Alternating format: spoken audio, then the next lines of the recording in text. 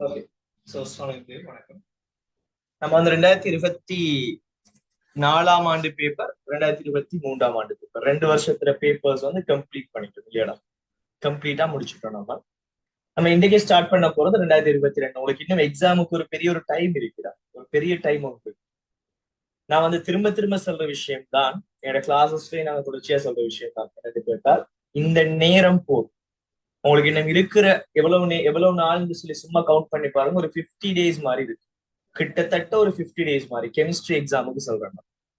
So இந்த 50 நாள் போதும் பிள்ளைகள். நீங்க இருக்கிற நிலையிலிருந்து ஒரு 10 படி மேல போறதுக்கும் இந்த 50 நாள் போதும். நீங்க இந்த 50 நாள் போதும் உங்களை இன்னும் 10 படி கீழே இறக்குறதுக்கும் போதும். சரியா? சோ எல்லாருமே இந்த நேரம் வந்து வேகத்தை கூட்டுற நேரம். நான் சொல்றது விளங்கணும்னு சொல்லி நினைக்கிறேன். எல்லாருமே இந்த நேரம் மீன்ஸ் எல்லா பிள்ளைகளுமே என்ன செஞ்சிருக்கும், படிப்புல ஸ்ட்ராங்கா இறங்குற டைம். அப்ப உங்களுக்கு போட்டிக்கு ஆட்கள் இப்ப கூடுற நேரம். அப்ப அதுக்கு ஏத்த மாதிரி நீங்களும் என்ன செய்யணும், உங்களோட ஸ்பீட்ல இருந்து இன்னும் கொஞ்சம் கூடணும், இன்னும் கொஞ்சம் நீங்க ஒர்க் பண்றதை கூட்டணும். தூங்கி தூங்கி எழும்பாமலுக்கு வீட்டையே இருந்து நமக்கு டைம் போகுது, வீட்டையே இருக்கிறோம் ஃபுல்லாங்கிறதால தூங்கி தூங்கி எழும்பாமலுக்கு இந்த பேரண்ட்ஸ் சம்டைம்ஸ் பார்த்துட்டு இருக்கலாம். சோ பேரண்ட்ஸ் வந்து சில சில வீட்டுல வந்து பிள்ளைகளை வச்சு வேலை வாங்குறதெல்லாம் இருக்கு. பிள்ளைகள் வேலை செய்யணும், அது நியாயம் தான். பிள்ளைகள் வீட்டுல பேரண்ட்ஸ் ஹெல்ப் பண்ணணுங்கிற நியாயம் தான். பட் பேரண்ட்ஸ் செய்யற வேலைகளை விடவும், பேரண்ட்ஸ் வாப்பாமார் வந்து ஒரு தொழிலுக்கு போகலாம், அம்மா வந்து வீட்டு ஒரு ஹவுஸ் ஒய்ஃபா இருக்கலாம், ஓகே, நோ ப்ராப்ளம். இருந்துட்டு வீட்டு வேலைகள் அம்மா செய்யலாம், ரெஸ்டே இல்லாமலுக்கு வேலை செய்யலாம். சரி, இருந்தாலும் இந்த உலகத்திலேயே கஷ்டமான ஒரு வேலைன்னு இருக்கிறது அது படிக்கிறது தான். அது யாரு மறுத்தாலும் சரி, உலகத்திலேயே கஷ்டமான ஒரு வேலைங்கிறது படிக்கிறது தான். சரியாடா?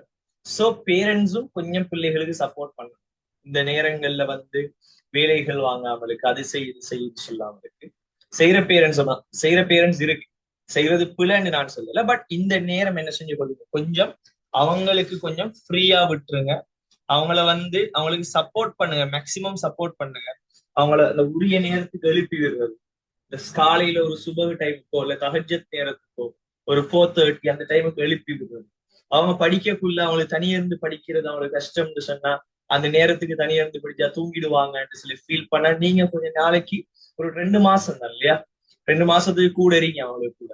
பேரண்ட்ஸா இருக்கட்டும், இல்ல உங்களோட சிபிலிங்ஸ் யாராவது உங்களுக்கு கூட சப்போர்ட்டா இருப்பாங்கன்னா அவங்கள வச்சு கொள்ளுங்க பிள்ளைகள். இந்த நேரத்தை மேக்சிமம் நல்லா யூஸ் பண்ணிக்கொள்ளுங்கடா. இதுதான் உங்களை வந்து நான் சொன்ன விஷயம் தான். ஒரு 10 படி உங்களை மேல ஏத்தவும் மேலும் இந்த டைமுக்கு இப்ப இருக்கிற இந்த கொஞ்ச நாளைக்கு உங்களை 10 படி கீழே இறக்கவும் மேலும். இப்ப பிள்ளைகள் எல்லாருமே வந்து ஏற ஸ்டார்ட் பண்ணிருக்கு.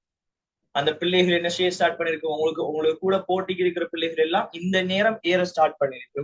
நீங்க வந்து என்ன செய்றீங்கிறத நீங்களே யோசிச்சு கொடுங்க. நீங்க என்ன சேர்ல இருக்கிறீங்களா இருந்தால் இந்த நேரம் நீங்க எழும்பி ஏற ஸ்டார்ட் பண்ணணும்.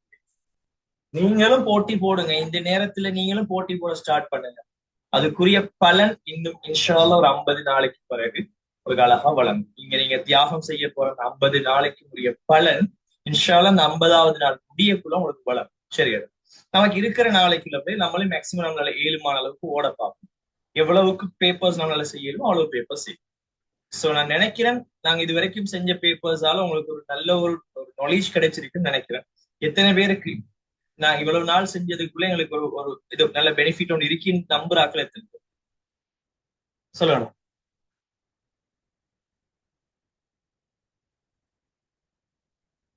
ஒரு பெனிஃபிட் ஒன்று எங்களுக்கு கிடைச்சிருக்கு சார். நாங்க வந்ததால இந்த கிளாஸஸ் நாங்க ஃபாலோ பண்றது எங்களுக்கு ஒரு நன்மை ஒன்று தெரியுது சொல்லி ஃபீல் பண்றாங்க.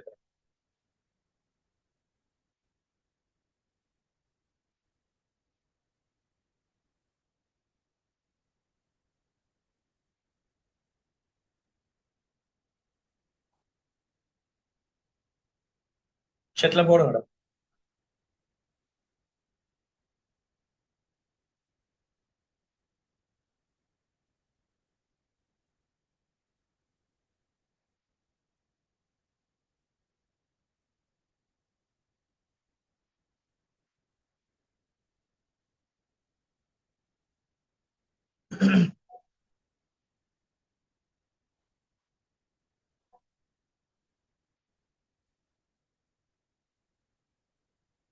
ஓகே.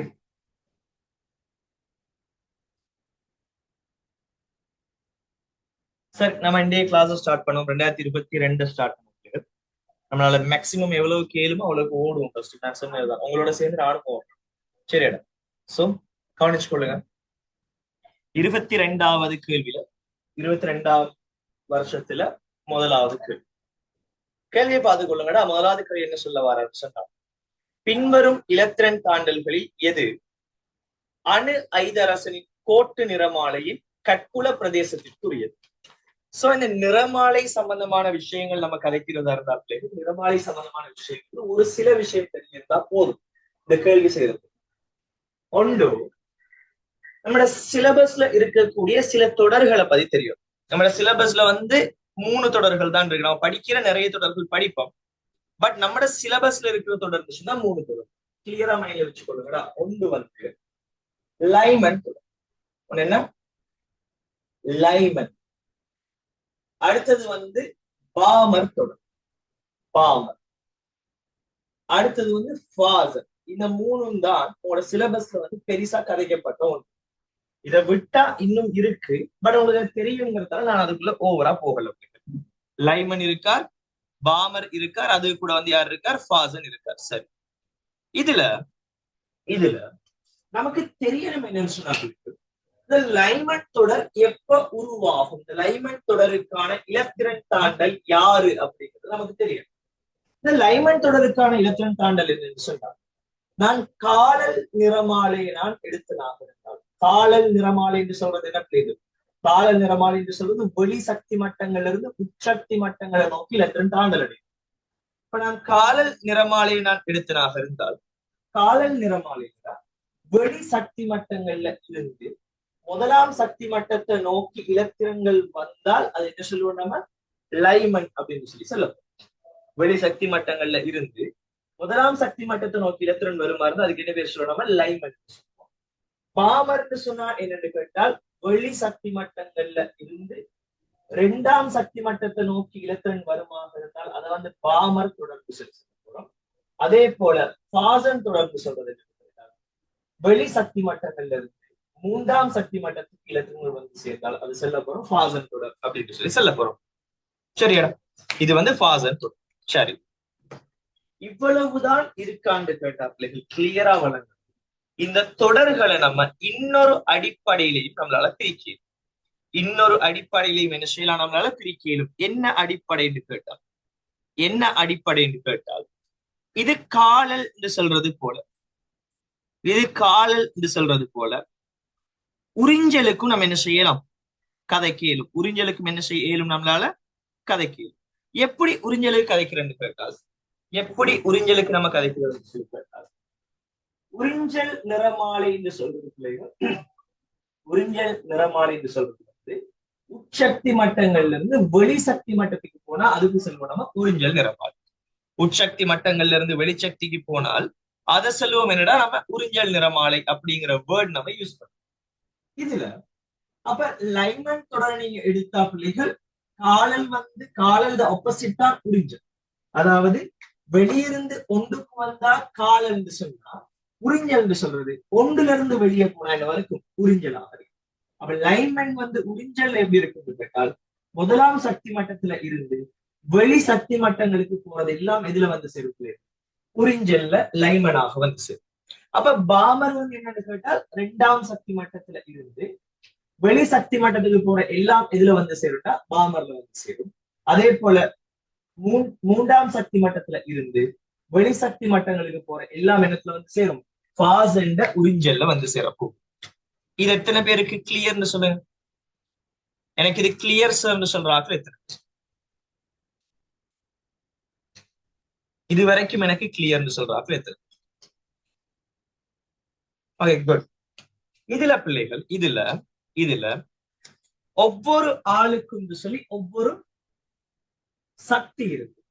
லைமண்ட சக்தி அன்னளவா யாருக்கு சமனா இருக்குன்னு கேட்டால், யூவிட சக்திக்கு சமனா இருக்கு. லைமண்ட சக்தி அன்னளவா யூவிட சக்திக்கு சமனா இருக்கு.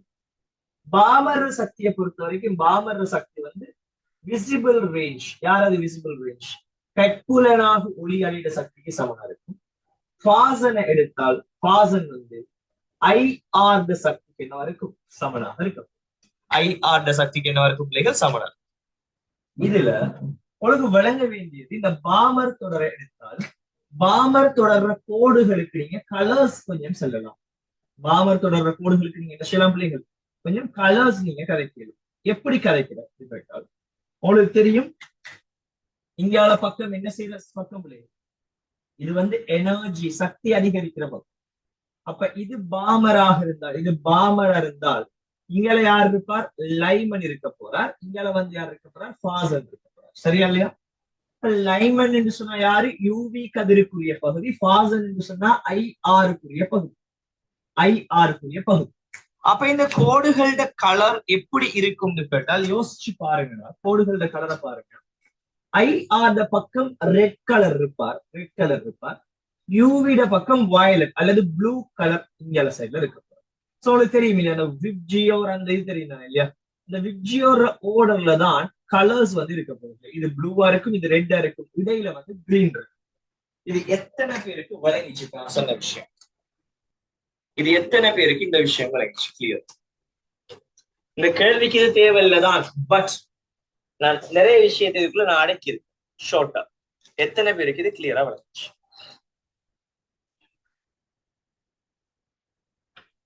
ஓகே. அப்ப இந்த கேள்வியை பாருங்க. இப்ப இந்த கேள்வி எடுங்க, கேள்வியில என்ன சொல்றாருன்னு சொல்லி பார்ப்போம். இதுல எது வந்து கட்புல பிரதேசத்துக்குரியது? இட் மீன்ஸ் இதுக்குள்ள யாரு பாமர் தொடர்புரியதுங்கிறது கேள்வி. இப்ப பாமர் தொடர் நம்ம கண்டுபிடிக்கிறதா இருந்தால், பாமர் தொடர் கண்டுபிடிக்கிறதா இருந்தா எனக்கு சொல்லுங்கடா, அதுல இருக்கிற ஒவ்வொன்றையும் நீங்க இது செய்ய பார்ப்போம். முதலாவது என்ன தொடரா இருக்கும்? முதலாவது என்ன தொடரா இருக்கும்? குயிக்கா குயிக்கா போடுங்க. எனக்கு நீங்க கூட எழுத தேவையில்ல. PBL, பாமர்டா பி, ஃபாசன்டா பி, லைமன்டா எல், அவ்வளவு போட்டா போதும். சோ முதலாவது யாரா இருக்கு? யாரு?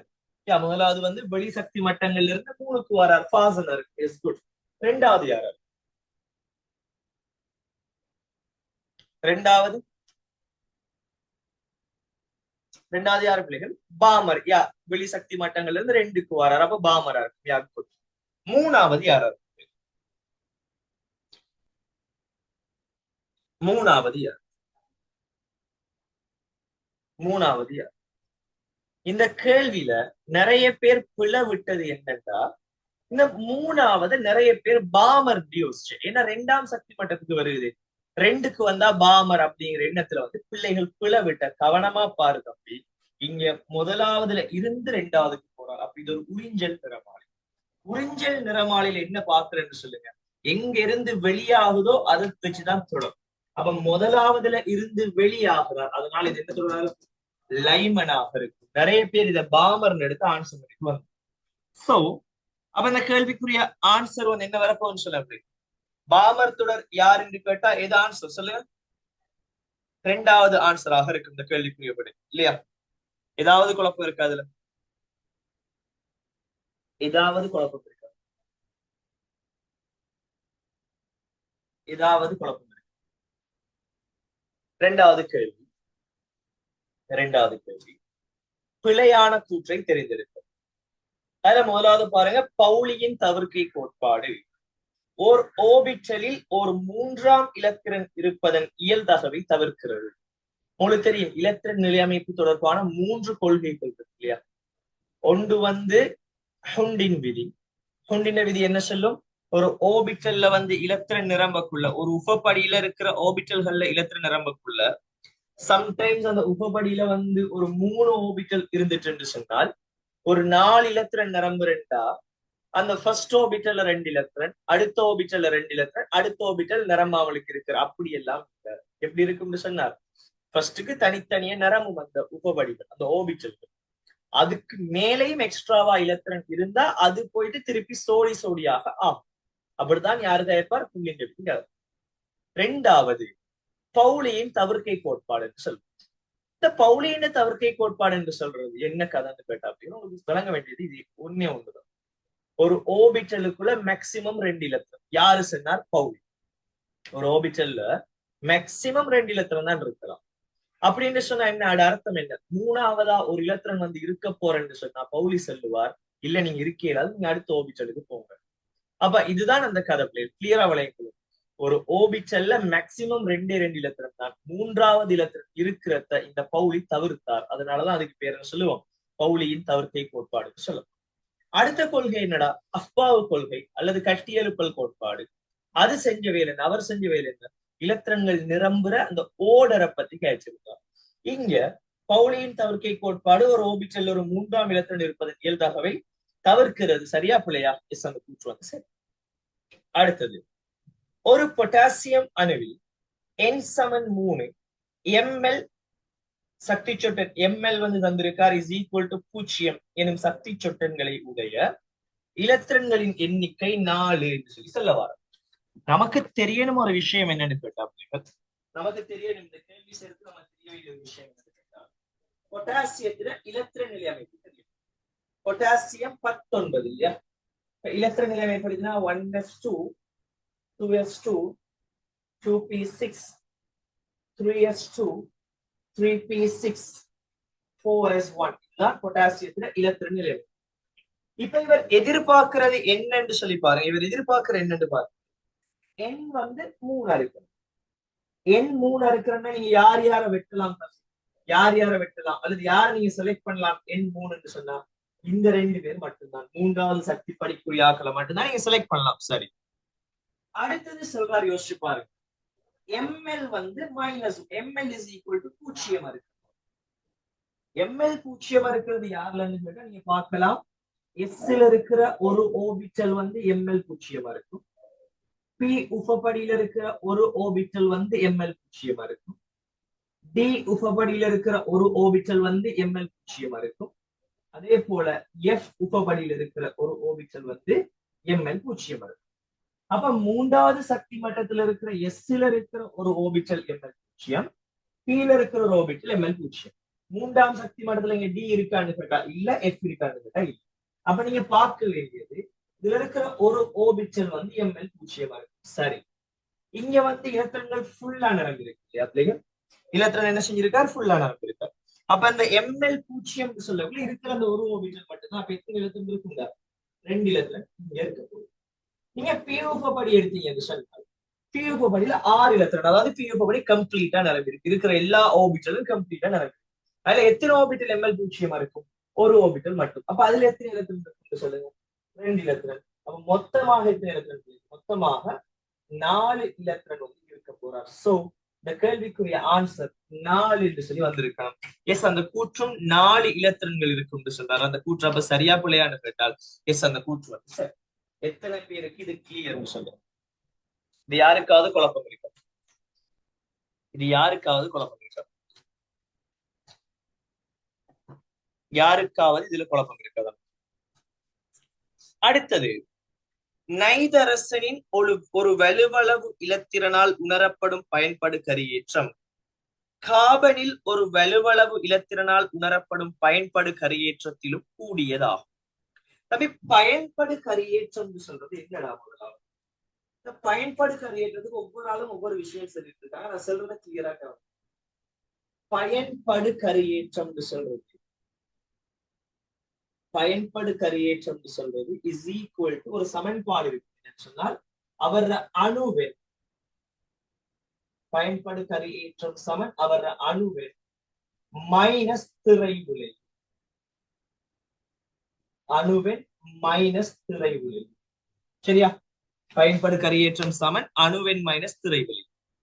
இந்த திரை விளைவுன்னு சொல்ற கதை என்னன்னு கேட்டால், திரை விளைவுன்னு சொல்றது என்னன்னு கேட்டால் அவர்ல இருக்கக்கூடிய உள்ளோட்டு இலத்திரங்களின் எண்ணிக்கை. என்னது? அவர்ல இருக்கக்கூடிய உள்ளோட்டு இலத்திரங்களின் எண்ணிக்கை.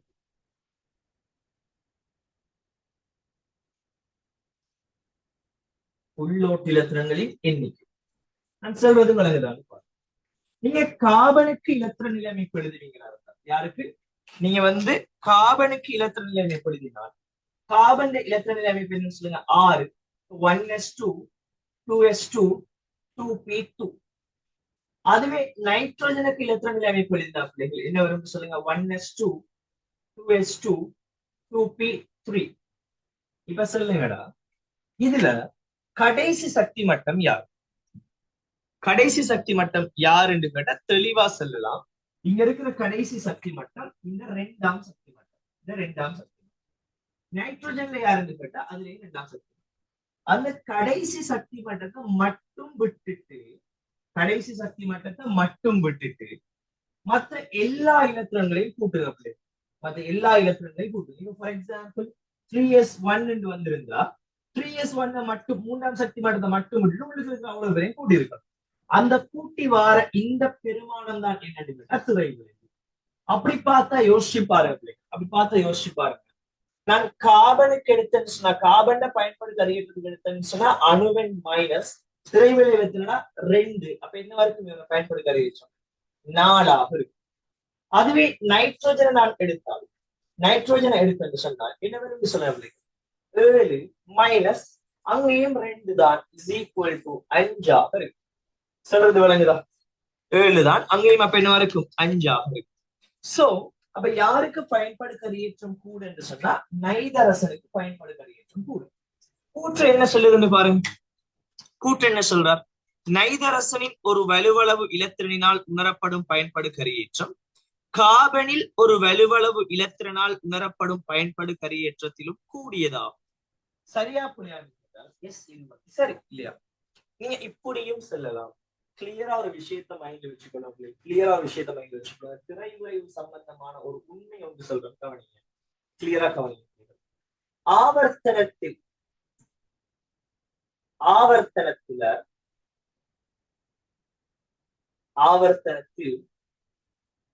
திரை விளைவு இருக்கு. திரை விளைவு ஒரே ஆவர்த்தன மூலகங்கள் இந்த 2 பேரை பாருங்க. ஒரே ஆவர்த்தன மூலகம் திரை விளைவு 2 பேருக்கு 2 தான். அப்ப ஆவர்த்தனத்தில் திரை விளைவு என்னவருக்கும் சமனாக இருக்கும்.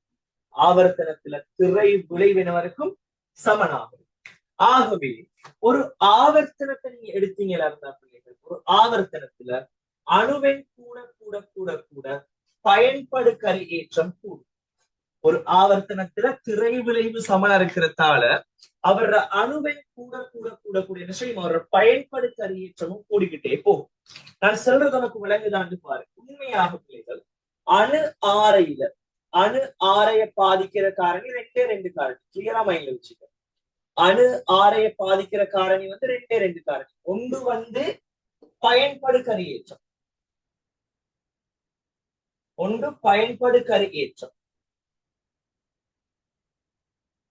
அடுத்தது திரை விளைவு. ஒன்று பயன்படு கரியேற்றம், அடுத்தது திரை விளைவு. இந்த 2 காரணி தான் ஆரைய பாதிக்கும். சரியான இதுல இம்பார்ட்டன்ட் ஆனவர் யாருன்னு கேட்டா திரை விளைவு. முக்கியத்துவம் கூடினவர் யாருன்னு கேட்டா திரை விளைவு. கிளியரா மைண்ட்ல வச்சுக்கணும். முக்கியத்துவம் கூடினவர் யாருன்னு கேட்டா திரை விளைவு. நீங்க திரை விளைவு சமனா இருந்தா மட்டும்தான் நீங்க பயன்படுத்துறதுக்கு போகணும். சொல்றத கிளியரா வளங்க. திரை விளைவு சமனா இருந்தா மட்டும்தான் என்ன செய்யணும்டா நீங்க பயன்படு கரியேற்றத்துக்கு போகணும். திரை விளைவு மாறுற சந்தர்ப்பத்துல பயன்படு கரியேற்றத்துக்கு கணக்கே எடுக்கப்படாது. நான் சொல்றது உனக்கு விளங்குதான்னு பாரு. ஃபுல்லா கவனிச்சு பாருங்க. பயன்படு கரியேற்றம் சொல்றது இலத்திரன கவர்ற ஆற்றல். இப்ப இலத்திரன கவர்ற ஆற்றல் சொன்னா யோசனை பிள்ளைங்க. இலத்திரன் அந்த பயன்படு கரியேற்றம் கூட கூட கூட கூட பயன்படு கரியேற்றம் கூட கூட கூட கூட என்ன ஆகும் சொல்லுங்க. இலத்திரன் அதிக அளவுல கருவை நோக்கி கவரப்படும். அதனால ஆரை என்ன செய்யும் பிள்ளைகள்? ஆரை குறையும். பயன்படு கரியேற்றம் கூடினால் ஆரை குறையும். சொல்றது விளங்குதாண்டு. அடுத்தது திரை விளைவு என்று சொல்றது இலத்திரனை தள்ளுற ஆற்றல். சரியா? இந்த உள்ளோட்டுல இருக்கிற இலத்திரங்கள் இந்த வெளியோட்டு இலத்திரங்களை தள்ளுறதுதான் திரை விளைவு. அப்ப திரை விளைவு கூடினா தள்ளுகை அதிகரிக்கும். அப்ப இலத்திரங்கள் கருவை விட்டு தூரமா போகும். அதனால ஆரை என்ன செய்யும்? அதிகரிக்கும். இது எத்தனை பேருக்கு நான் சொல்றது இப்ப விளங்கிச்சுன்னு சொல்லுங்க. எத்தனை பேருக்கு நான் சொல்றது விளங்கிச்சு? நான் சொல்றது எத்தனை பேருக்கு விளங்கிச்சு? குயிக்கா இது வரைக்கும் கிளியர்னு சொல்றார்கள் எத்தனை?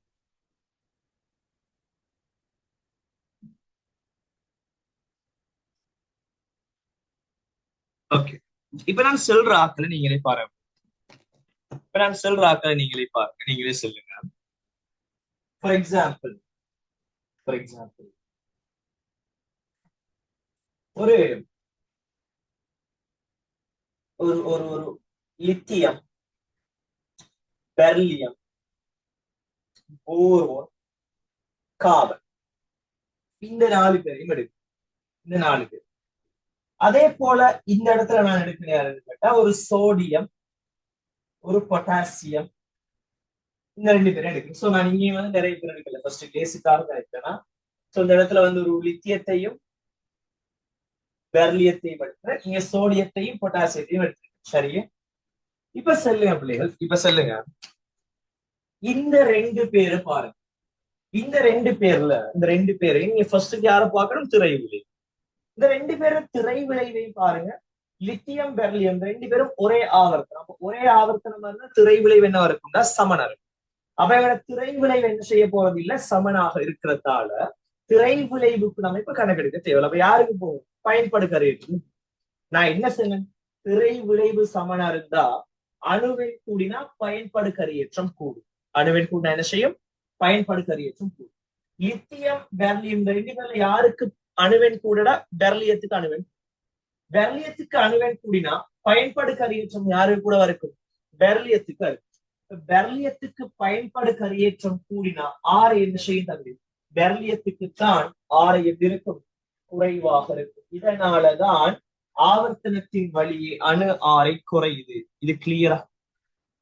அடுத்தது இந்த 2 பேருக்கு வாங்க.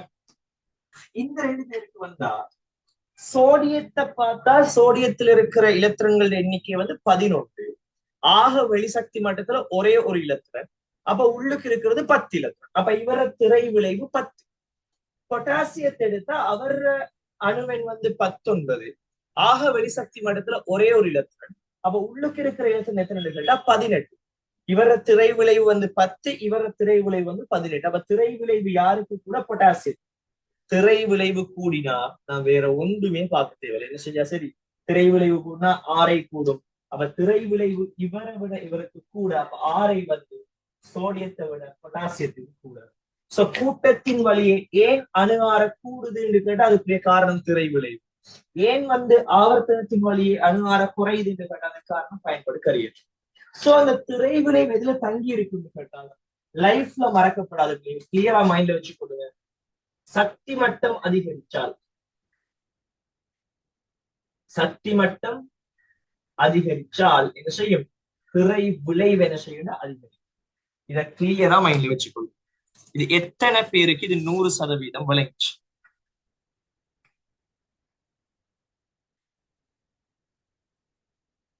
எத்தனை பேருக்கு இது 100% விளைஞ்சி?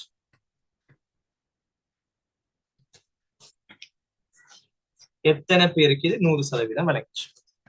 சில இடங்கள்ல சில விதிவிலக்கு இருக்கு. Lithium, aluminium. அதே போல நம்ம கதைக்கெல்லாம் வந்து உங்களுக்கு நீங்க யோசிப்பீங்க, அலுமினியத்தையும் கல்லியத்தையும் எடுத்தா அலுமினியத்துக்கு கீழே தான் கல்லியம் இருக்கார். யாரு? அலுமினியத்துக்கு கீழே தான் என்ன இருக்கார்? கல்லியம் இருக்கார். அப்ப அலுமினியத்தை விட கல்லியம் பெருசா இருக்கணும் அப்படின்னு நம்ம யோசிப்போம். சரியா இல்லையா? அலுமினியத்தை விட கல்லியம் எப்படி இருக்கணும்? பெருசா இருக்கணும் யோசிப்போம். பட் நீங்க போயிட்டு உங்களோட ரிசோர்ஸ் புக்ல பாருங்க, பெருமானம் போட்டிருக்கார் அலுமினியத்தை விட கல்லியம் சின்னது. விளங்கப்படுத்த சொன்னா இதுக்குரிய காரணம் நம்ம எதுவுமே செல்ல இயலாது. ஏன்னா நம்மட ரிசோர்ஸ் புக், நம்மட தியரி கன்செப்டுக்குள்ள இதை விளங்கப்படுத்த இயலும். அதே போல உங்களோட ஃபைனல் பேப்பர் நீங்க எடுத்து பாருங்க, இது வரைக்கும் லித்தியம் அலுமினியத்தை என்ன செஞ்சிருக்க மாட்டார்னு கேட்டால் ஒப்பிட்டு இருக்க மாட்டார். நீங்க தேடி தேடி பாருங்க, எங்கேயுமே நீங்க என்ன செய்யலாது லித்தியத்தையும் அலுமினியத்தையும் ஒப்பிட சொல்ற மாதிரி கேள்வி நீங்க பார்க்கவே மாட்டீங்க. ஆனா உங்களோட எஃப்டபிள்யூசி பேப்பர் எடுத்து பாத்தீங்கன்னு சொன்னால் அதுல வந்து தாராளமாக lithium aluminium lithium aluminium lithium aluminium சொல்லி போட்டுக்கிட்டே இருக்கும்.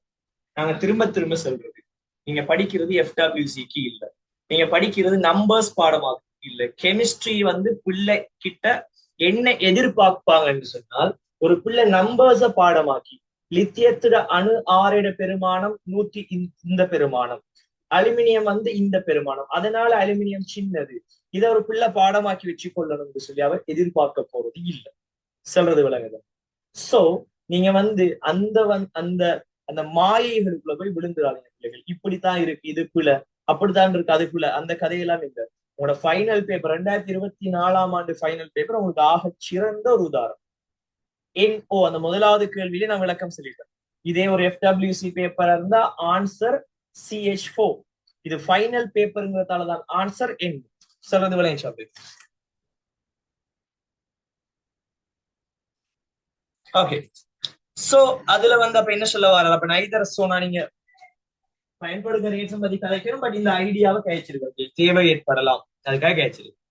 சோ பாருங்கடா, சோ நைதரசனில் ஒரு வலுவளவு இலத்திரனால உணரப்படுற பயன்படு கரியேற்றம் காபனால உணரப்படுறதை விட கூட என்று சொல்ற அந்த கூற்று வந்து சரி. அடுத்தது sodium plus magnesium 2+ potassium plus calcium 2+ எனும் அயன்களிடையே பருமனில் ஒன்றுக்கொன்று அருகே இருக்கும் இரு அயன்கள் K+ மெக்னீசியம் 2+ ஆகும். சோ என்ன சொல்ல வரான்னு பாருங்க. பருமன்ல ஒன்றுக்கொண்டு பக்கத்துல இருக்கிறது, அதாவது வித்தியாசம் குறைஞ்சது K+ மெக்னீசியம் 2+. சோ செக் பண்ணி பாருங்கடா, உங்களுக்கு தெரியும் ஒரு விஷயம். நான் அயனாரை கதைக்கிறதுக்கு ஒரு மெத்தட் வந்து சொல்லி தந்திருக்கேன். அயனாரை லேசா கண்டுபிடிக்கிறது என்ன செய்யணும், இருக்கிற அயன்களை பாருங்க, sodium plus magnesium 2+, potassium plus calcium 2+, இவ்வளவு அயன்கள் இங்க இருக்கு. அயன்களோட ஆரை கதைக்கிறேன்னா நீங்க செய்ய வேண்டியவே அதுல இருக்கிற இலத்திரன்கள் எண்ணிக்கையை குறிச்சிடுங்க. 11 அணுவின் ஒரு இலத்திரன் குறைஞ்சிருக்கார், அப்ப 10 இலத்திரன். 12 அணுவின் 2 இலத்திரன் குறைஞ்சிருக்கார், 10 இலத்திரன். 19 அணுவின் 1 குறைஞ்சிருக்கார், 18 இலத்திரன். 20 அணுவின் 2 குறைஞ்சிருக்கார், 18 இலத்திரன். சரி, இப்ப உங்களுக்கு இலத்திரங்கள் எண்ணிக்கை தெரிஞ்சா சக்தி மட்டங்களை கண்டுபிடிக்கலாம். அப்ப இதுல வந்து ஒரு சக்தி மட்டம், இதுல வந்து 2 சக்தி மட்டம், 2 சக்தி மட்டம். இல்ல 10 இலத்திரன், அப்ப 2 சக்தி மட்டம். அதே போல இங்க 18 இலத்திரன், அப்ப 3 சக்தி மட்டம். அதே போல இது 18 இலத்திரன், அப்ப 3 சக்தி மட்டம். நீங்க பார்க்க வேண்டியதுதான், சக்தி மட்டம் கூடினா கட்டாயம் ஆரை கூடுவீங்க. சக்தி மட்டம் கூடினா என்ன செய்யும், கட்டாயம் ஆரை கூடுவோம். 2 விட 3க்கு என்ன செய்யும், ஆரை கட்டாயம் பெருசாதான். 2 விட 3க்கு என்ன செய்யும், ஆரை கட்டாயம் பெருசுதான். அப்ப ஒரே சக்தி மட்டம் இருக்கிறார்களுக்குள்ள என்ன பார்க்கிறேன்னு கேட்டால் ஏற்றம் பார்க்கணும். பிளஸ் கூட கூட கூட கூட ஆரை குறை, மைனஸ் கூட கூட கூட கூட ஆரை கூடும், ஒரே சக்தி மட்டத்துக்குள்ள. அப்ப இந்த 2ஆம் சக்தி மட்டத்தை எடுத்தீங்கன்னா அந்த 2 பேர்ல யாருக்கு ஆரை குறைன்னு கேட்டா மெக்னீசியம் 2+ விட K+க்கு ஆரை கூடும். இந்த மெக்னீசியம் 2+ விட சோடியம் பிளஸ்க்கு ஆரை கூடும். இந்த 2 பேரும் ஒப்பிட்டாச்சு. சரி, நமக்கு தெரியும் இந்த 2 பேரையும் விட இந்த 2 பேரும் எப்படியுமே பெருசுதான். அப்ப அவங்க நம்ம தனியாக்கலாம். இந்த 2 பேருக்குள்ள வாங்க, யாருக்கு சின்னது, இந்த 2 பேருக்குள்ள கால்சியம் 2+, அப்ப கால்சியம் 2+ விட K+க்கு ஆரை கூடும். சோ செக் பண்ணி பாருங்கடா, ஆக தூரத்தில் இருக்கிறார்கள் யாருன்னு பார்த்தால் மெக்னீசியம் 2+, K+. ஆனா கூற்று என்ன சொல்றார், மெக்னீசியம் 2+, K+ தான் ஆக பக்கத்துல இருக்கு அப்படின்னு சொல்லி சொல்ற வழங்கிச்சா வழங்கலையா? அப்ப இந்த கூற்று சரியா பிள்ளையா?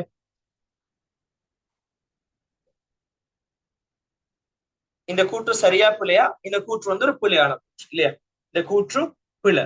சோ கேள்வி பிழையான கூற்றை தெரிவு செய்க. விடை என்ன வரைக்கும்டா, 4வது விடையாகும். விடை என்ன வரைக்கும் 4வது. அதுல 5வது கூற்றுக்கு போங்க. காபனின் இலத்திரனை பெற்றுக் கொள்வதற்கான சக்தி மறை ஆகும். கிளியரா ஒரு விஷயத்த மைண்ட்ல வச்சுக்கணும். இலத்திரன் பெருகை சக்தி பத்தி நான் ஆல்ரெடி இன்ட்ரோடியூஸ் பண்ணிட்டேன். இப்ப நீங்க மைண்ட்ல வச்சுக்கொள்ள வேண்டியது என்னன்னு சொன்னால், முதலாம் இலத்திரன் நாட்டம், ஃபர்ஸ்ட் எலக்ட்ரான் அஃபினிட்டி, முதலாம் இலத்திரன் நாட்டத்தை எடுத்தால் பிளஸ் இருக்கிறது கொஞ்சம் பேருக்கு மட்டும்தான். 1/18 கூட்டம். அடுத்தது வந்து நைட்ரோஜன், அடுத்தது வந்து பெர்லியம், அடுத்தது மெக்னீசியம். இவங்களுக்கு மட்டும்தான் முதலாம் இலத்திரன் நாட்டம் பிளஸ் இருக்கு. ஏனைய எல்லாருக்குமே, மற்ற எல்லாருக்குமே என்னவருக்கு முதலாம் இலத்திரன் நாட்டம், மற்ற எல்லாருக்குமே இலத்திரன் நாட்டம் என்னவருக்கும் மைனஸா தான் இருக்கும். யாருக்கு, முதலாம் இலத்திரன் நாட்டம். ஆனால் இதுக்கு பிறகு வார செகண்ட், இதுக்கு பிறகு வார 2ஆம் இலத்திரன் நாட்டமா இருக்கட்டும், தேர்டா இருக்கட்டும், 4த்தா இருக்கட்டும், இப்படி எத்தனையாம் இலத்திரன் நாட்டமா இருந்தாலும் சரி, அது வந்து எல்லாருக்குமே எவ்ரி ஒன், எவ்ரி அட்டம், எல்லா அணுக்களுக்குமே எப்படி இருக்கும்டா, அது பிளஸ் ஆக மட்டும்தான் இருக்கும், யாருக்குமே மைனஸ் வராது. சோ முதலாம் இலத்திரன் நாட்டத்துல மட்டும்தான் இந்த பிளஸ் மைனஸ் கதையெல்லாம். ஆனா அதுவே ரெண்டாம், மூணாம், நாலாம், அஞ்சாம், ஆறாம்க்கு போனால் யாருக்குமே வந்து மைனஸ் இல்ல, எல்லாருமே பிளஸ். இது இவ்வளவு எத்தனை பேர்? அப்ப காபன் ஒரு மறை இலத்திரன் பெருகியை கொண்டு இருக்கு சொல்றார். எஸ், முதலாம் இலத்திரன் நாட்டம் காபனுக்கு என்ன பிள்ளைகள் மைனஸா தான் இருக்கும், ஏன்னா இதுக்குள்ள காபன் இல்லை. எத்தனை பேருக்கு இது கிளியரா விளைச்சு? இது எத்தனை பேருக்கு கிளியர்?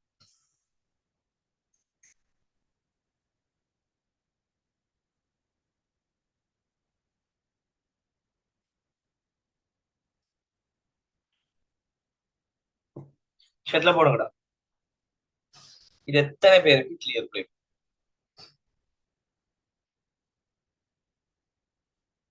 சார், சொல்லுங்க. அந்த இலத்திர நாட்ட அந்த பெருகை சக்தியில ஆவர்த்தன வழியை அதே மாதிரி அந்த கூட்டம் வழியை கொஞ்சம் எக்ஸ்பிளைன் பண்ணுங்க. விலங்கல்ல, அந்த ஆவர்த்தனம் வழியை அது எப்படி மாறும், கூட்டம் வழியை எப்படி மாறும், அது கொஞ்சம் எக்ஸ்பிளைன். நம்ம அதை எப்படின்னு சொன்னா அதுக்குள்ள நிறைய விதிவிலக்குகள் இருக்குங்கிறதால அதுக்கு தெளிவான ஒரு எக்ஸ்பிளனேஷன் ஒன்று இல்லடா. பட் அந்த ஓர்டர் கொஞ்சம் ஞாபகம் வச்சுக்கொள்ளலாம். அந்த ஓர்டரை தெரிஞ்சு வச்சுக்கொள்ளலாம். என்னென்றால் ஆகக்கூடியது 17, 17க்கு பிறகு 16ஆம் கூட்டம், 16ஆம் கூட்டத்துக்கு பிறகு 14ஆம் கூட்டம், 14ஆம் கூட்டத்துக்கு பிறகு 15ஆம் கூட்டம் வருவார், நைட்ரஜன் வராது. அதாவது 15ஆம் கூட்டம் வருவார், நைட்ரஜன் வராது. 15க்கு பிறகு முதலாம் கூட்டம், 13ஆம் கூட்டம், இந்த மாதிரி இந்த ஓர்டர் போய்கிட்டே இருக்கு. சரி, அப்படி அதுல எல்லா கூட்டங்களுக்கும் இந்த இந்த இலத்திரன் பெருகை சக்தி எப்படி இருக்கும் சொன்னா கூட்டத்தின் வழியை கீழ் நோக்கி அதிகரிக்கும். எல்லா கூட்டத்துக்கும் கீழ் நோக்கி அதிகரிக்கும் பெரும்பாலும். முதலாம் கூட்டத்துக்கு மட்டும் மேல் நோக்கி அதிகரிக்கும். இது நார்மலா மைண்ட்ல வச்சுக்கணும். இவ்வளவு போதும் இந்த கேள்விகள் செய்யறதுக்கு. சரியா? தேங்க்யூ. யாருக்காவது ஏதாவது குழப்பம் இருக்கா?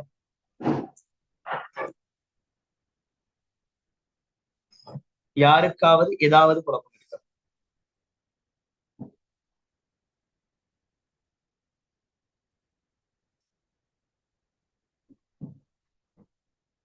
சோ இது கிளியரா இருக்கும்னு சொல்லி நம்புறேன்.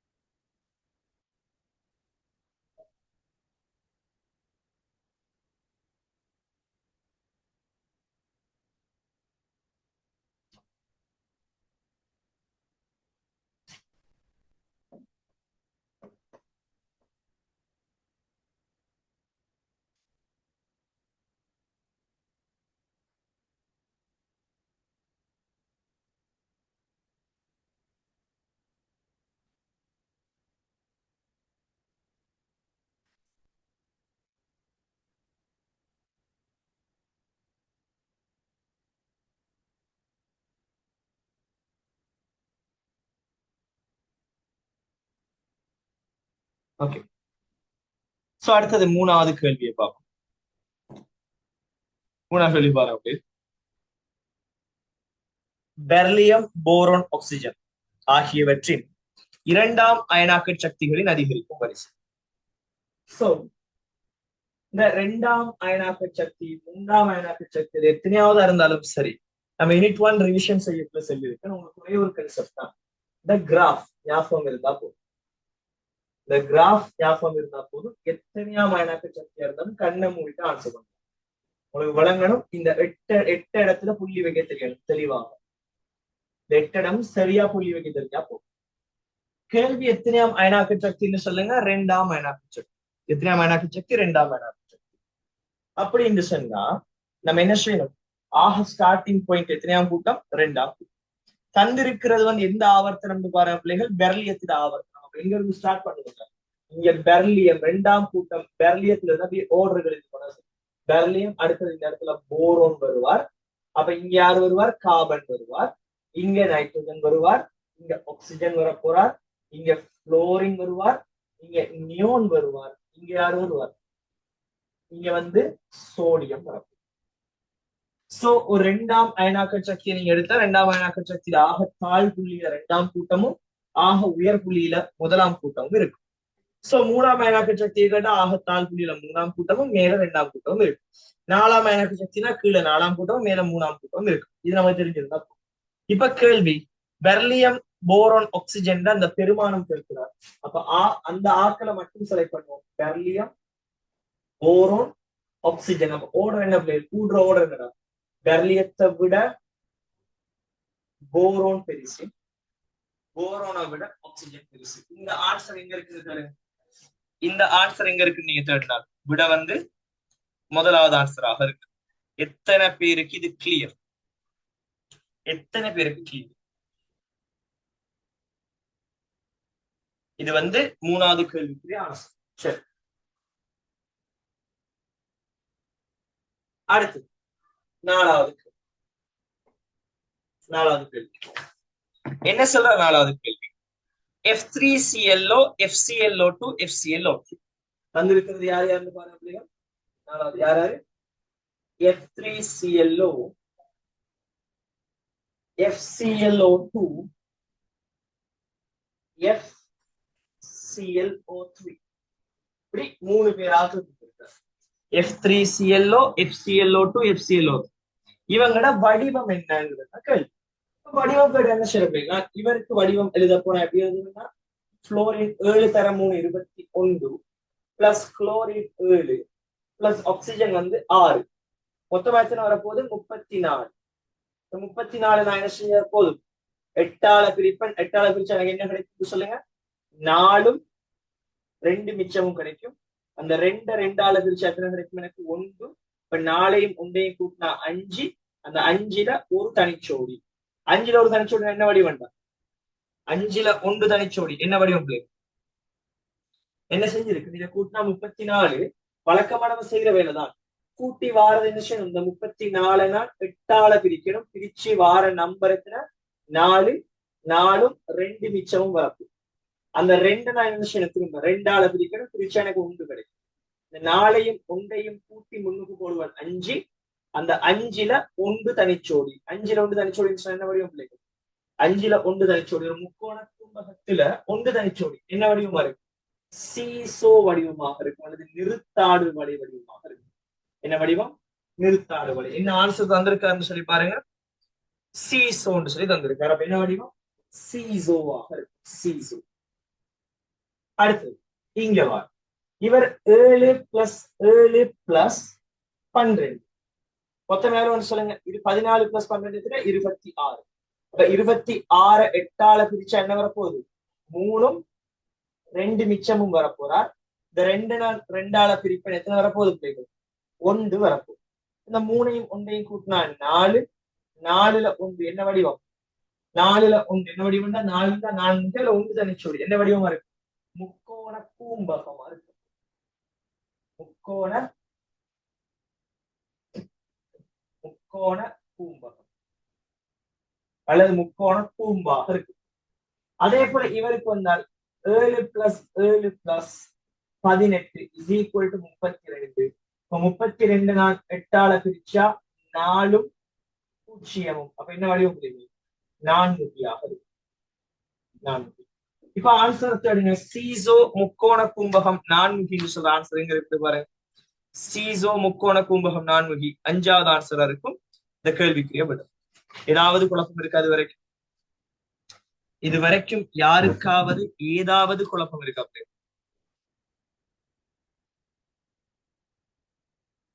யாருக்காவது ஏதாவது குழப்பம் இருக்கு?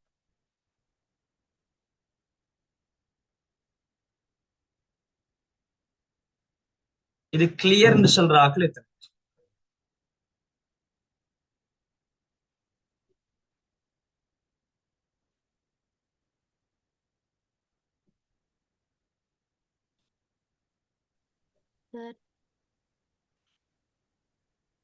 இது கிளியர்னு சொல்ற ஆக்கள் எத்தனை?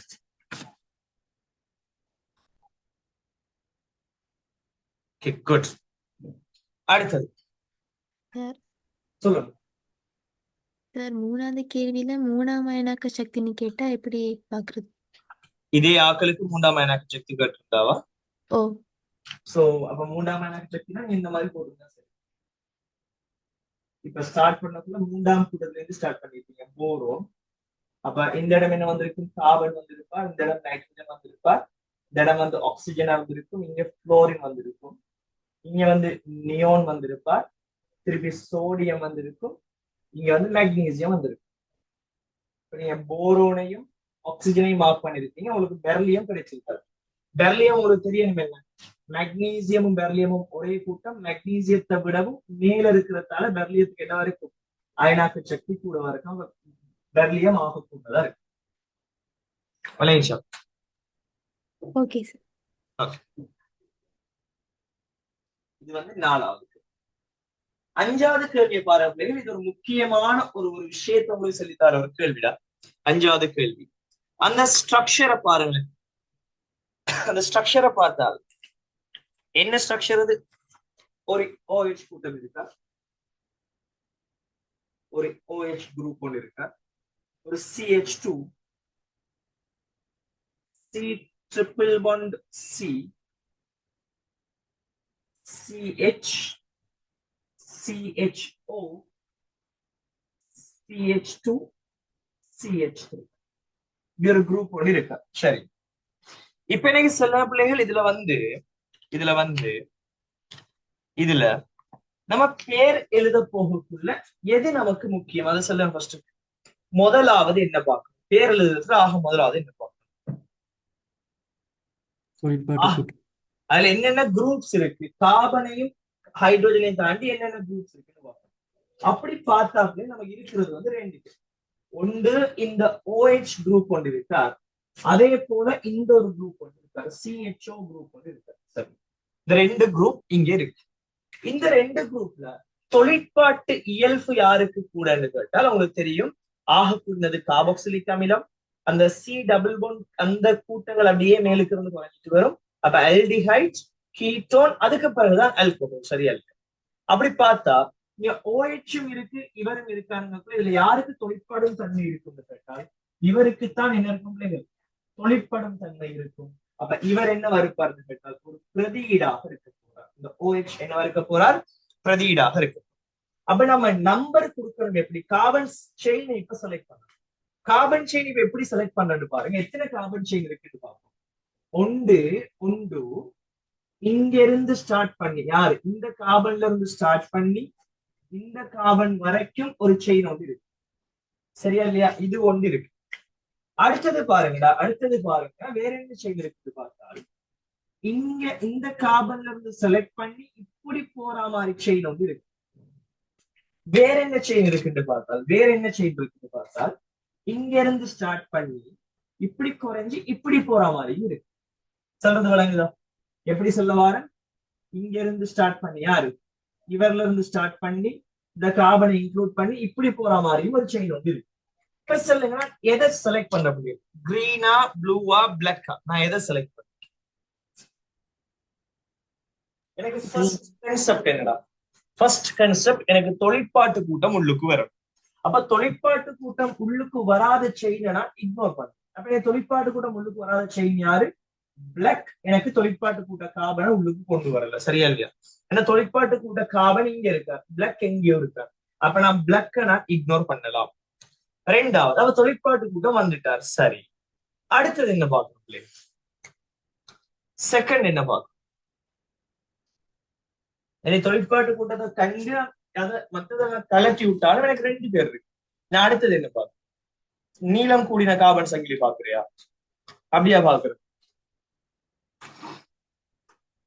அடுத்து என்ன பார்க்கணும்? தொழிற்பாட்டு கூட்டத்துக்கு குறைந்த நோ, அப்படி எப்படி பார்த்தாலும் உங்க தொழிற்பாடு கூட்டத்துக்கு குறைஞ்ச நம்பர். சாரி, பாண்ட்ஸ் பார்க்கணும். ட்ரிபிள் பாண்ட், டபுள் பாண்ட் உள்ளுக்காக நீங்க பார்க்கணும் கட்டாயம். Triple bond carbon, double bond carbon உள்ளுக்கு வர சந்தர்ப்பத்தை பார்க்கணும். அப்படி பார்த்தால் இந்த கிரீன்ல செக் பண்ணி பாருங்க, இந்த ட்ரிபிள் பாண்ட உள்ளடக்கணும். அப்ப எது இங்க சரி பிள்ளைங்க? எது இங்க சரி? இங்க சரி வந்து யாரு? ரெட் தான் இங்க சரி. அப்ப ரெட் தான் சரி என்றால் அதுக்கு ஏற்ற மாதிரி நம்பர் கொடுப்போம். எப்படி நம்பர் கொடுக்கணும்? தொழிற்பாட்டு கூடதே குறைஞ்ச நம்பர் வரும். அப்ப இதுதான் தொழிற்பாட்டு கூட்ட காரணம். அப்ப இவருக்கு நம்பர் 1 என்று கொடுத்தால் இது நம்பர் 2, இது நம்பர் 3, இது நம்பர் 4, இது நம்பர் 5 ஆக இருக்க போகுது. அப்படி பார்த்தால் இது ஒரு பிரதியீடு சரி. அப்ப சங்கிலி வந்துச்சு. அப்ப இவர் யாரு? இவர் யாரு பிள்ளைங்க? இவரும் என்ன இருக்க போறார்? ஒரு பிரதியீடா தான் இருக்கு. அப்படி பார்த்தா பிரதியீடுகளோட பேர் வரக்குள்ள ஹைட்ராக்சின் ஒன்று வரப்போகுது. அதே போல இது என்ன 2 கார்பன் இருக்கிறதால எத்தாயில் சொல்லி ஒன்று வரப்போகுது. எனக்கு சொல்லுங்கடா, எது முன்னுக்கு வரும்? எத்தாயில் முன்னுக்கு வருமா, ஹைட்ராக்சி முன்னுக்கு வருமா? பேர்ல ABCDEFGH யாரு முன்னுக்கு? எத்தாயில் முன்னுக்கு. அப்ப எத்தாயில்ட பேர் முன்னுக்கு வர ஆன்சர்ஸ் தருங்க. ஃபர்ஸ்ட் ஆஃப் ஆல் எத்தாயில்ட பேர் முன்னுக்கு வர ஆன்சர்ஸ் தருங்க.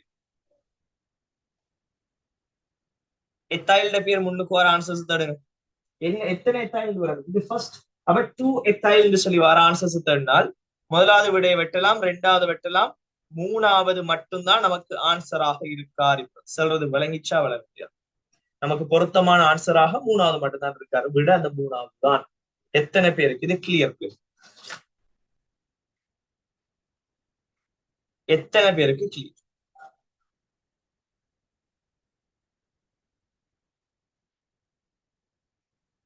எத்தனை பேருக்கு கிளியர்?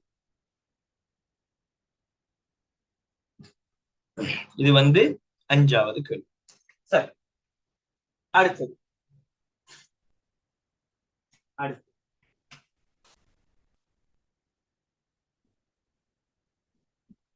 அடுத்தது 6வது கேள்வி. என்ன சொல்ல வர? ஓர் அரிதாக கரையும் உப்பு AB2வின் நிரம்பிய நீர்க்கரைசல் 25 பாகை செல்சியஸில் தயாரிக்கப்பட்டது. AB2வின் கரைதிறன் பெருக்கம் 3.2 தர 10⁻8 மூல் கணம் டெசிமீட்டர் -9 ஆகும். நிரம்பிய கரைசலில் B- அயண்ட செறிவு என்ன?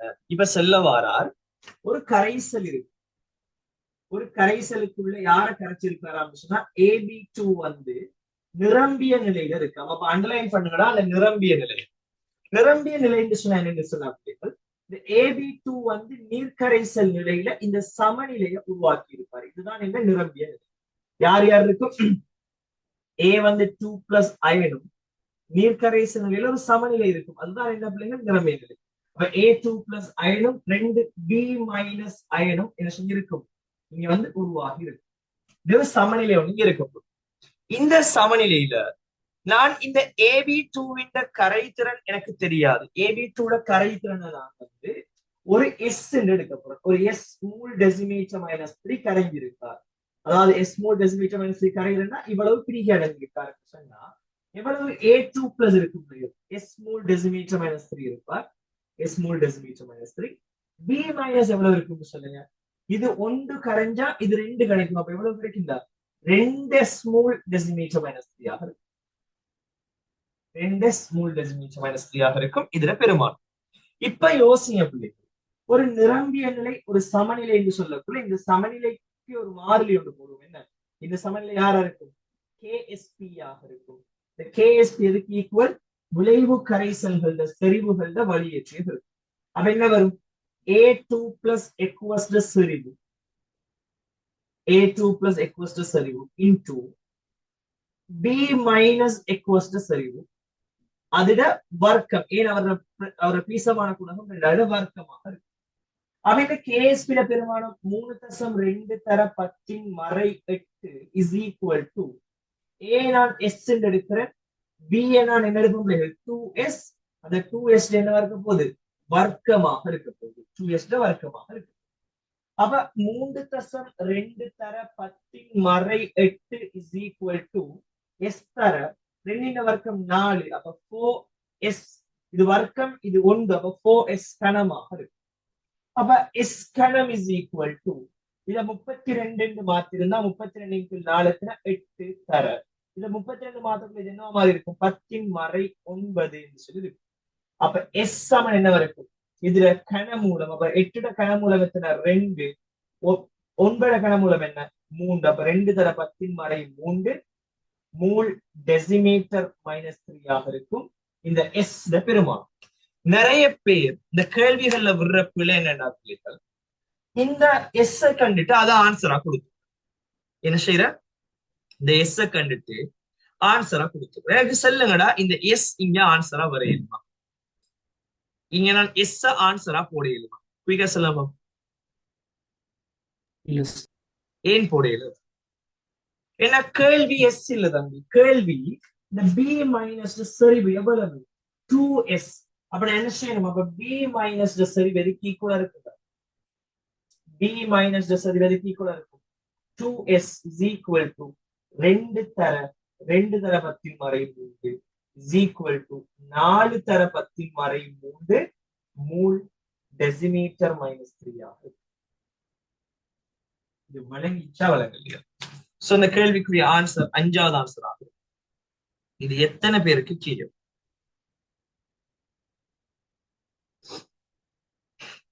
இது எத்தனை பேருக்கு தம்பி கிளியர்? ஃபர்ஸ்ட் ஆஃப் ஆல்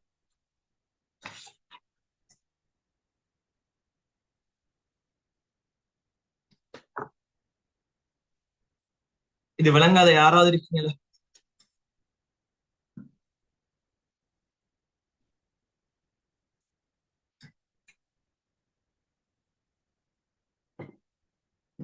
அப்ப இதுக்குரிய ஐடியா என்னடா? அந்த நிரம்பிய கரைசல்ங்கிறது தான்.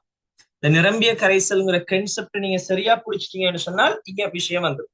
நிறைய பேர் என்ன செய்யலாம், அந்த நிரம்பிய கரைசல் பிடிக்கிறல்ல என்னையோ எல்லாம் வேலை பார்த்து நிற்கிறீங்க. சரிடா. 7வது கேள்வி. 7வது கேள்வி. சரியான கூற்றை தெரிவு செய்க. சரியான கூற்றை தெரிவு செய்க. So F minus Cl minus S2 minus அனாயன்களின் முனைவாகு தகவு F minus S2 minus Cl minus அதிகரிக்கும். சோ இந்த முனைவாகு தகவலை நம்ம கழிச்சு முடிச்சிட்டோம் இல்லையா? ஆல்ரெடி முனைவாகு தகவு எதுல தங்கி இருக்கு பிள்ளைகள்? ஆரை கூடினாலும் கூடும், ஏற்றம் கூடினாலும் கூடும். இங்க வந்து ஆரை கூடினாக்கள் யாருன்னு பார்த்தா F மைனஸ் விட Cl மைனஸுக்கும் S2 மைனஸுக்கும் ஆரை கூட. சரியா இல்லையா? F மைனஸ் விட Cl மைனஸுக்கும் S2 மைனஸுக்கும் ஆரை கூட.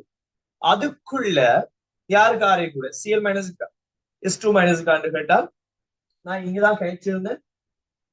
மறையேற்றம் கூட கூட கூட என்ன செய்ய ஆரை அதிகரிக்கும். அப்ப Cl மைனஸ் விட S2 மைனஸுக்கு ஆரை. ஆரைன்னு பார்த்தாலும் S2 மைனஸுக்கு தான் கூட, ஏற்றம் பார்த்தாலும் S2 மைனஸுக்கு தான் கூட. அப்ப என்ன செய்யும்? முனைவாகு தகவு அதிகரிக்கும். அப்ப ஆக கூடின முனைவாகு தகவு யாருக்கு இருக்கும்? S2 மைனஸுக்கு இருக்கும். ஆனா இவர் Cl மைனஸ் என்று சொல்றார். அது வந்து பிழையாக இருக்கும். அடுத்தது முனைவாக்க வலுவை பத்தி கதைக்கிறார். இந்த முனைவாக்க வலுவை பத்தி கழிச்சா நமக்கு தெரியும் ஒரு விஷயம். முனைவாக்க வலு தங்கி இருக்கிறது வந்து ஆரையிலையும் அதே ஏற்றத்திலையும். ஆனா இங்க டிஃபரெண்ட் என்ன? ஆரை கூடினா முனைவாக்க வலு குறையும். நீங்க பெருசாலாம் போக தேவை. லித்தியம் பிளஸையும் சோடியம் பிளஸையும் பாருங்க. இந்த 2 பேர்ல யாருக்கு ஆரை கூடும்? லித்தியம் பிளஸ் விட சோடியம் பிளஸுக்கு ஆரை கூடும். ஆர கூடினா சோடியம் பிளஸுக்கு முனைவாக தகவல் என்ன செஞ்சிருக்கணும்டா? குறை இருந்திருக்கும். சரியா இல்லையா? லித்தியம் பிளஸ் விட சோடியம் பிளஸ் லித்தியம் பிளஸ் விட சோடியம் பிளஸ் முனைவாக்க வழி என்ன செஞ்சிருக்கணும்? குறை இருந்திருக்கணும். ஆனா இங்க என்ன சொல்றாரு? சோடியம் பிளஸ் கூட என்று சொல்றாரு. அப்ப 2வது கூற்றும் பிள்ளை. 3வது oxygen oxygen, fluorine, chlorine, sulphur ஆகியவற்றின் மின்னெதிர்த்தன்மை FOSCl என்று சொல்லி சொல்லுவாங்க. சிம்பிள். அதெல்லாம் வந்து நான் வழங்கப்படுத்த தேவையே இல்லை. அந்த ஓர்டர் தெரியும். புளோரின், அடுத்தது ஆக்சிஜன், அடுத்தது குளோரின். FOCl NBrISCPH.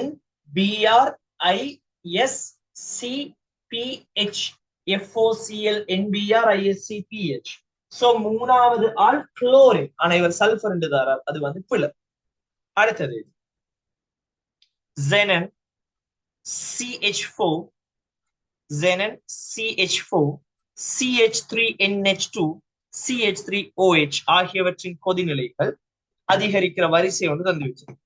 சோ நமக்கு ஒரு விஷயம் தெரியும் தம்பி. நமக்கு ஒரு விஷயம் தெரியும். யோசிச்சு பாருங்க. நமக்கு ஒரு விஷயம் தெரியும். இருக்கிறது வந்து xenon CH4, CH3NH2, CH3OH. இந்த இவ்வளவு பேர்லையும் கொதிநிலை கரைக்க சொன்னா நீங்க பார்க்க வேண்டியது விசைகளை பார்க்கணும். இதுல லண்டன் போஸ் இருக்கும், இதுலயும் லண்டன் போஸ் இருக்கும். இதுல வந்து hydrogen bond plus London forces இருக்கும். இதுலயும் hydrogen bond plus London forces இருக்கும்.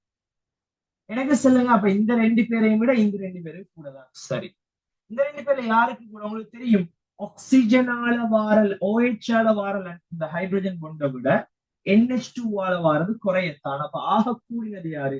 இந்த OH ஆல வாரது. அப்ப CH3OH தான் ஆக கூட. அது கிளியர். அடுத்தது CH3NH2, அதுவும் ஓகே. இப்ப இந்த ரெண்டு பேருக்கு வந்தா யார்? இவருக்கும் இவருக்கும் வந்தா யாருக்குன்னு கேட்டால், லண்டன் திசை தங்கி இருக்கிற காரணி என்னடா? அவரது திணிவு. CH4 திணிவை விட ஜெனண்ட திணிவு பல மடங்கு பெருசா இருக்கும். அதனால ஜெனன், அதுக்கு பிறகு யார் வரும்னு சொல்லுங்க? CH4 சொல்லி வரப்போறார்.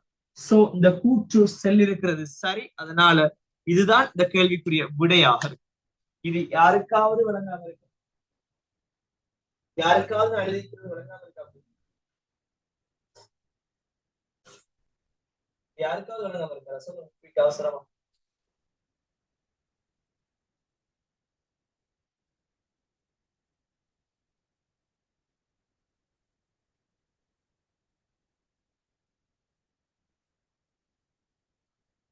யாருக்காவது விளங்காம இருக்காது. சோ அடுத்தது பாருங்க. அடுத்தது மூணாவது என்ன சொல்ல வர? அடுத்த கடைசி கூட்டு. நான் அந்த கூட்டு சரி. அப்ப நாலாவது சரின்னா அஞ்சாவது கூட தான் இல்லையா? செக் பண்ணி பாருங்க என்ன சொல்ல வர. N2O2F2 ஆகியவற்றின் அணுவிடை பிணைப்பு தூரங்கள் ஒரு வரிசையில அதிகரிக்கிறது சொல்றாங்க. நமக்கு தெரியும் ஒரு விஷயம், சிம்பிளா மைண்ட்ல வச்சுக்க தம்பி. பிணைப்பிடை தூரம்னு சொல்றது அணு ஆரைகளை கூட்டுறது. இந்த பிணைப்பாக்கின் அணுக்கள் அணு ஆரைகளை. அப்படி பார்த்தா யோசிச்சு பாருங்க. நான் ஃபர்ஸ்ட் ரெண்டு பேரை வச்சு நான் இதை உடச்சு காட்டுறேன். N2வையும் O2வையும் காட்டுவேன். ரெண்டு பேர் கூட என்று சொல்றாரு. பிணைப்புடை தூரம் சொல்றது என்ன பிள்ளைகள்? நமக்கு தெரியும் பிணைப்புடை தூரம் சொல்றது அணு ஆரைகளுடன் கூட்டுறது. அப்ப இவர பிணைப்புடை தூரம் என்னன்னு கேட்டால் 2R நைட்ரோஜன். நைட்ரோஜன் ஆரை 2 மடங்கு நைட்ரோஜன் ஆரை பிளஸ் நைட்ரோஜன் ஆரை. இது என்ன இருக்கும்னு சொல்லு? 2R oxygen. நமக்கு தெரியும் ஒரு விஷயம், ஆரைய பொறுத்த வரைக்கும் நைட்ரசனை விட ஆக்சிஜனுக்கு குறையும். அப்படி பார்த்தால் இதை விட இது என்னடா குறையும். இது குறையன்னு சொன்னால் இதை விட இது என்ன இருக்கணும்? குறையத்தான் இருக்கணும். அப்ப இப்படி போட்டது பிழை. யாரு குறைய? ஆக்சிஜன் குறைய. சோ இதனால அந்த கூற்று வந்து என்ன இருக்க போகுது? பிழையான கூற்றாகும். விட வந்து என்ன இருக்க போக? நாலாவது விடையா இருக்கு. எத்தனை பேருக்கு கிளியர்? இது எத்தனை பேருக்கு கிளியர்? எத்தனை பேருக்கு கிளியர்?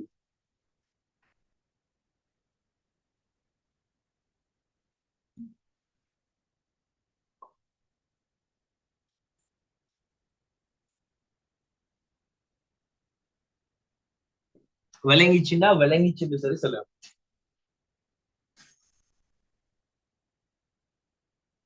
Okay okay. சோ அடுத்தது எட்டாவது கேள்வியை பாருங்க. எட்டாவது கேள்வி என்ன சொல்றாங்க பாருங்க. எட்டாவது கேள்வி, P, Q ஆகிய சேர்வைகள் ஒன்றுக்கொன்று ஈர்வலிமய சமபகுதியங்களா? சரி, ஒன்றுக்கொன்று ஈர்வலிமய சமபகுதியங்களா?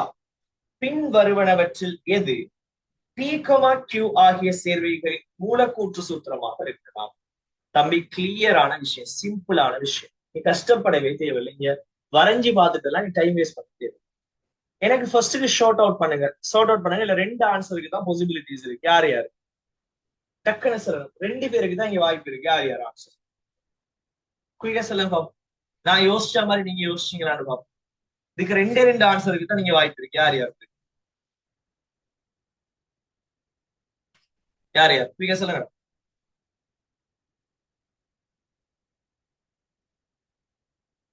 முதலாவதுக்கும் ரெண்டாவதுக்கும். குட். ஏன் முதலாவதுக்கும் ரெண்டாவதுக்கும்? நமக்கு தேவை ஈர்வலிமயம் இருக்கணும்னா ஒரு டபுள் பாண்ட் இருக்கு. வேற கூட்டங்கள் நமக்கு தேவையில்லை. ஒரு டபுள் பாண்ட் இருந்தா போதும் மினிமம். அப்ப ஒரு டபுள் பாண்ட் இருக்கணும்னு சொன்னா, ஒரே ஒரு 5 பிணைப்பு இருக்கணும்னு சொன்னா, கார்பன் எண்ணிக்கையை விட ஐதரசன் எண்ணிக்கை 2 மடங்கு. அப்படி இருக்கிற ஆன்சர்ஸ் பிள்ளைகள். அப்படி இருக்கிற ஆன்சர்ஸ் முதலாவது ரெண்டாவது மட்டும்தான் இருக்கு. மூணாவது நாலாவது அஞ்சாவது வராது. விளைஞ்சா ஒரே ஒரு டபுள் பாண்ட் இருக்கணும் மினிமம். அந்த ஒரு டபுள் பாண்ட் வரணும்னு சொன்னா என்ன செய்யணும்? நமக்கு வழக்கமான வேலை. ஒரு டபுள் பாண்ட் வரணும்னு சொன்னால் என்ன செய்யணும்? கார்பன் எண்ணிக்கையை விட ஐதரசன் எண்ணிக்கை 2 மடங்கு பெருசா இருக்கணும். அப்படி பார்த்தா முதலாவது ரெண்டாவது தான் ஆன்சர். இதுல இதுல எனக்கு சொல்லுங்க பிள்ளைகள், எது ஆன்சரா இருக்கு? முதலாவதா ரெண்டாவது?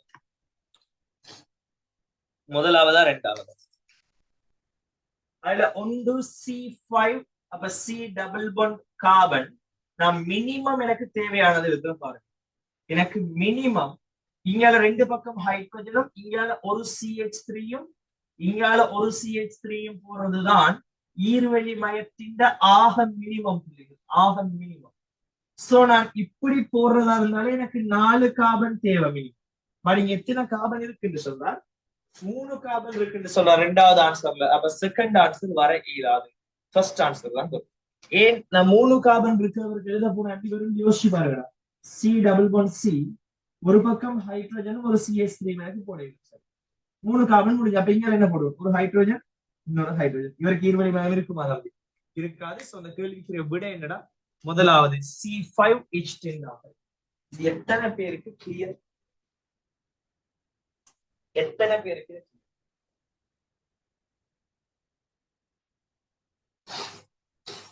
சொல்ல? எத்தனை பேருக்கு இது கிளியர்? இல்ல வளங்கள்ல சேர்ந்து சொல்ற யாராவது இருக்கீங்களா? அகைன் திரும்ப எக்ஸ்பிளைன் பண்ணுங்கன்னு சொல்ற யாராவது இருக்கீங்களா? அதுல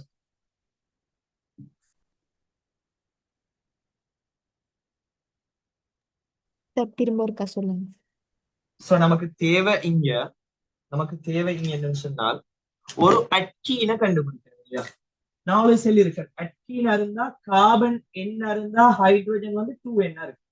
அப்ப எனக்கு தேவை கார்பன் எண்ணிக்கையை விட 2 மடங்கு ஹைட்ரோஜன் இருக்கிற எண்ணிக்கை தேவை. அப்படி பார்த்தா முதலாவது ஆன்சர் வரலாம் C5H10, ஏன்னா 5க்கு 10 2 மடங்கு. அடுத்த ஆன்சர் வரலாம் C3H6. இந்த 2 ஆன்சர் மட்டும் தான் நமக்கு வரையுது. இப்ப நான் C5H10 கட்டமைப்பு வரைய போனா C டபுள் பாண்ட் கார்பன். இப்ப 2 கார்பன் வந்துட்டு பேலன்ஸ் அந்த 3 கார்பன் இருக்கு. அப்ப என்ன செய்யலாம்? இங்க ஒரு ஹைட்ரோஜனும் ஒரு CH3யும் போடலாம். ஏன்னா ஒரு ஈர்வெளி மயம் வரணும்னா இந்த டபுள் பாண்ட் கார்பன்ல இருக்கிற 2 கூட்டமும் வேற வேறையா இருக்கு. அவ்வளவுதான் கதை. இங்க ஹைட்ரோஜன் இங்க CH 3 கார்பன் வந்துட்டார். அப்ப நான் இன்னொன்று இங்க ஒரு ஹைட்ரோஜனை போட்டால் இங்க என்ன போடுவேன்னா ஒரு CH2 ஒரு CH3 போடுவேன். இது வந்து எனக்கு 5 இவருக்கு வரையக்கூடியது. அப்ப இவருக்கு ஈர்வெளி மயம் இருக்கு, இது ஓகே. பட் நான் இவருக்கு வரைய போனால் C டபுள் பாண்ட் C, நான் ஒரு ஹைட்ரோஜனை போட்டுட்டு ஒரு CH3 போடுவேன். இதோட எனக்கு தேவையான கார்பன் முடியுது. இப்ப இந்த கார்பனுக்கு என்ன போடலாம்? ஒரு ஹைட்ரோஜன், இன்னொரு ஹைட்ரோஜன் தான் போடலாம். அப்ப இப்படி இருந்த ஈர்வெளி மயம் இருக்குமா? இருக்காது. சோ ஈர்வெளி மயம் இருக்கிற ஆன்சர் யாரு? முதலாவது. விளங்கிச்சா?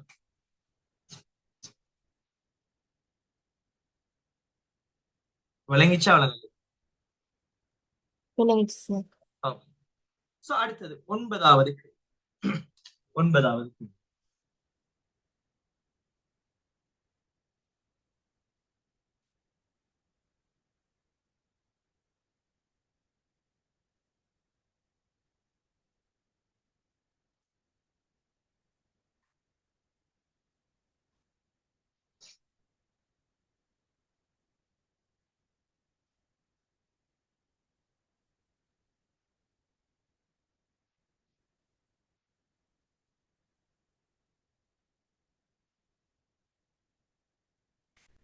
ஒன்பதாவது கேள்வி காணுங்கள். CH4 CH3Cl H2CO HCN NCO மைனஸ்ல இருக்கிற கார்பன் மின்னெதிர்த்தன்மை இருக்கிறார். ஒன்று வந்து CH4 CH3Cl, அடுத்தது வந்து H2CO, அடுத்தது வந்து HCN, அடுத்தது வந்து NCO மைனஸ். இவ்வளவு கேட்கிறார். சோ இந்த கேள்வி வந்தா உங்களுக்கு தலையில ஓடி வர வேண்டிய முதலாவது விஷயம் இவரை கட்டமைப்பு வரைகிறது. CH4க்கு கட்டமைப்பு வரைய போனா carbon hydrogen hydrogen hydrogen hydrogen. சரி. இவருக்கு வரைய போனா carbon hydrogen hydrogen hydrogen chlorine. சரி. இவருக்கு வரைய போனா கார்பன் டபுள் பாண்ட் ஆக்சிஜன், இங்க ஒரு ஹைட்ரோஜனும் இங்க ஒரு ஹைட்ரோஜனும். சரி. இவருக்கு வரைய போனால் கார்பன் ட்ரிபிள் பாண்ட் நைட்ரோஜனும் ஒரு ஹைட்ரோஜனும். இவருக்கு வரைய போனால் கார்பன் ட்ரிபிள் பாண்ட் நைட்ரோஜனும் ஒரு ஆக்சிஜன். இந்த ஆக்சிஜன்ல ஒரு மைனஸ் வந்து இருக்கப்படாது. இதுதான் கட்டமைப்பு. நீங்க என்ன ஆர்டர் பாக்குறது? ஆக முதலாவது வந்து கலப்பு பார்க்கணும். ஆக முதலாவது கலப்பு. இந்த கேட்கறது எல்லாம் ஒரே அணுங்கிறதால கலப்பு பார்த்தா சரி. அப்ப இது என்ன கலப்பு? sp3 கலப்பு. இதுவும் sp3 கலப்பா இருக்கும். இது என்ன கலப்புடா? sp2 கலப்பாக இருக்கும். இது வந்து sp கலப்பாக இருக்கும். இதுவும் என்ன கலப்புடா? sp கலப்பாக இருக்கும். ஏதாவது குழப்பம் இருக்கா? நான் இதை வச்சே ஒரு முடிவெடுத்துறேன். என்ன பிள்ளை? இதை வச்சே ஒரு முடிவெடுத்துறேன். என்ன? இந்த ரெண்டு பேரையும் விட இவர் சின்னவர். இவரை விட இந்த ரெண்டு பேரும் என்ன சின்னது. நான் இந்த முடிவு எடுத்தேன். இப்ப எனக்கு இருக்கிற வேலை இந்த ரெண்டு பேருக்குள்ள யாரு பெருசுன்னு கண்டுபிடிக்கணும். இந்த ரெண்டு பேருக்குள்ள யாரு பெருசுன்னு கண்டுபிடிக்கணும். அவ்வளவுதான் எனக்கு இருக்கிற வேலை. அப்ப அடுத்தது என்ன நான் பார்ப்பேன். அடுத்தது என்ன? கலப்புக்கு அடுத்தது ஏற்றம் பார்க்கணும். ஏற்றம். இந்த ஏற்றம்னு சொல்லி வந்தா இங்க யாருலயுமே ஏற்றம் இல்லை. இங்கேயும் காவல் ஏற்றம் இல்ல, இங்கேயும் இல்ல, இங்கேயும் இல்ல, இங்கேயும் இல்ல, இங்கேயும் இல்ல. நிறைய பேர் ஏற்றம் வந்தோடனே இந்த ஏற்றத்தை பாக்குறது, அது பாக்குறது இல்ல பிள்ளைகள். இந்த காவல்ல ஏற்றம் இருக்கான்னு பார்க்கணும். இங்கேயும் ஏற்றம் இல்லை. அடுத்தது வந்து ஒட்சியேற்ற நிலை பார்க்கணும்.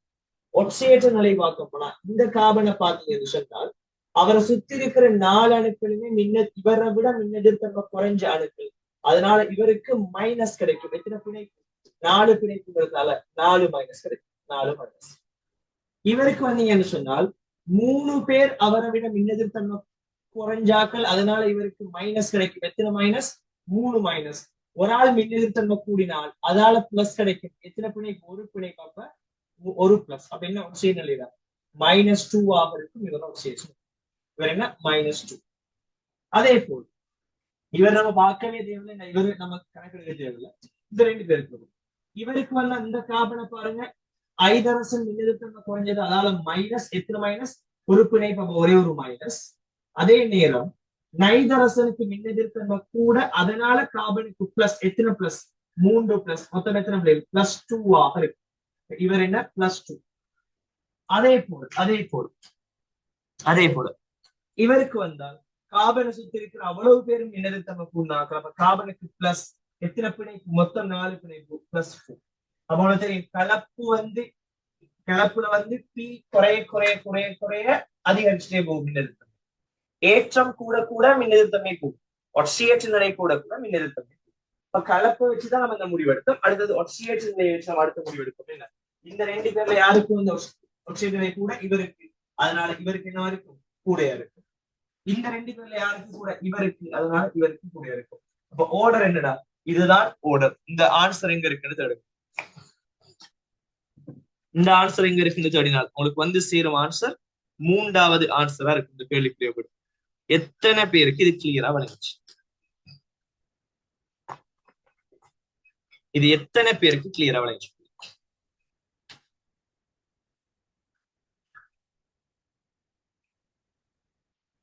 இது எத்தனை பேருக்கு கிளியரா வந்துச்சு? சொல்லுடா, பேசுங்க.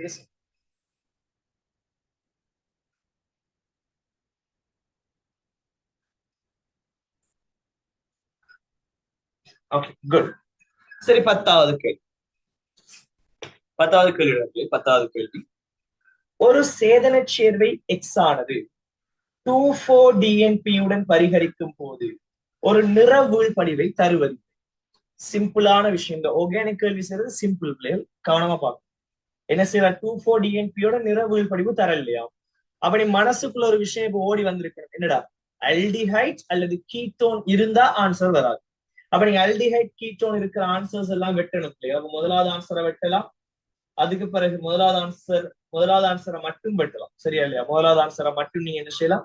வெட்டலாம். சரி, முதலாவது ஆன்சரை மட்டும் என்ன செய்யலாம்? வெட்டலாம். சரி. ஏன் மற்ற இடத்துல எங்கேயுமே அல்டிஹைட் கீட்டோன் எல்லாம் இல்ல. முதலாவது மட்டும் வெட்டலாம். அடுத்தது சொல்ல வராது. அமிலஸ் K2Cr2O7 பரிகரிக்கும் போது சேர்வை எக்ஸை பரிகரிக்கும் போது விளைபொருள் Y உருவாகிறது. சரி, விளைபொருள் Y என்ன செய்தால் உருவாகுதாம். சரி, விளைபொருள் Y ஆனது 2,4-DNP-யுடன் ஒரு நிற வீழ்படிவை தருகிறது. அப்ப எக்ஸா இருக்கக்குள்ள அவரால் அல்டிஹைடோ கீட்டோனோ இல்ல. ஆனா இப்படி ஒட்சியேற்றப்பட்டா அதுல அல்டிஹைட் அல்லது கீட்டோன் வருது. ஆனா நமக்கு கிளியரா தெரியும் தம்பி. என்னடா? அல்டிஹைட் வழக்கமா யாருல இருந்து வர? முதல் ஆல்கஹால். ஆனா முதல் ஆல்கஹால் இருந்திருந்தா K2Cr2O7 என்ன செஞ்சிருப்பாரு? அத கார்பாக்சிலிக் அமிலமாக்கி இருப்பார். முதல் ஆல்கஹால் வந்திருக்காரு. அப்படின்னு சொன்னா நமக்கு என்ன இருக்கணும், வலி ஆல்கஹால் இருக்கிற ஆன்சர்ஸ் நம்ம தேடணும். சோ செக் பண்ணி பாருங்க. வலி ஆல்கஹால் இருக்கிற ஆன்சர்ஸ் தேடினால் முதலாவது ஆன்சர் நம்ம ஆல்ரெடி வெட்டிட்டோம். ரெண்டாவது ஆன்சரை பாருங்க, முதல் ஆல்கஹால் இருக்கு, அது பிரச்சனை நம்ம அதை கணக்கெடுக்க தேவையில்லை. ஆனா யார் இருக்காருன்னு பாருங்க, ஒரு புடை ஆல்கஹால் இருக்காரு, அவரை ஒரு செய்யறாரு, அதை வெட்டி. மூணாவதுக்கு வந்தீங்கன்னா ஓகே, அதுல ஒரு வலி ஆல்கஹால் இருக்காரு, வரக்கூடிய வாய்ப்பு இருக்கு. நாலாவதுக்கு வந்தீங்கன்னு சொன்னா அதுல 2 வலி ஆல்கஹால் இருக்காரு, அப்ப அவரும் ஆன்சரா வரலாம். அஞ்சாவதுக்கு வந்தா அவர்லயும் வலி ஆல்கஹால் இருக்கார், அவரும் ஆன்சரா வரலாம். சொல்றது விளங்கிச்சா? அவர்லயும் என்ன இருக்கார், வலி ஆல்கஹால் இருக்கார், அவரும் என்ன செய்யலாம், ஆன்சராக வரும். அடுத்தது பாருங்க, ஒய்யானது நீர் Na2CO3 கரைசலுடன் பரிகரிக்கப்படும் போது CO2வை விடுவிக்கிறது. அப்ப நீர் Na2CO3யோட CO2 தரணும்னு சொன்னா தம்பி, யாரு தருவார்? நீர் Na2CO3யோட CO2 ஒரு கார்பாக்சிலிக் அமிலம் தான் தருவார். அப்படின்னு சொன்னா இந்த சேர்வையில ஆல்ரெடி கார்பாக்சிலிக் அமிலம் இருந்திருக்கணும், அல்லது Y உருவாகக்குள்ள கார்பாக்சிலிக் அமிலமும் சேர்ந்து உருவாகிருக்கணும். அப்படி கார்பாக்சிலிக் அமிலம் உருவாகுறா யார் இருந்திருக்கணும் அந்த சேர்வையில? முதல் ஆல்கஹால் இருந்திருக்கணும். அப்ப இந்த கேள்விக்குரிய ஆன்சர் ஒரே சேர்வையில ஒரு வலி ஆல்கஹாலும் ஒரு முதல் ஆல்கஹாலும் இருக்கிறது தான் ஆன்சர். அப்படி தேடினீங்க என்று சொன்னால் ஒரு பேலன்ஸா இருக்கிற 3 ஆன்சர்ல ஒரு வலி ஆல்கஹால் ஒரு முதல் ஆல்கஹால் இருக்கிற ஆன்சர் எத்தனாவது ஆன்சர் தான்? தேர்ட் ஆன்சராக இருக்கு. சோ விட 3வது. எத்தனை பேருக்கு இது கிளியர்? இது விளங்காதாக்கள் யாராவது இருக்கீங்களா? இது விளங்காத ஆக்கள் யாராவது இருக்கீங்களா?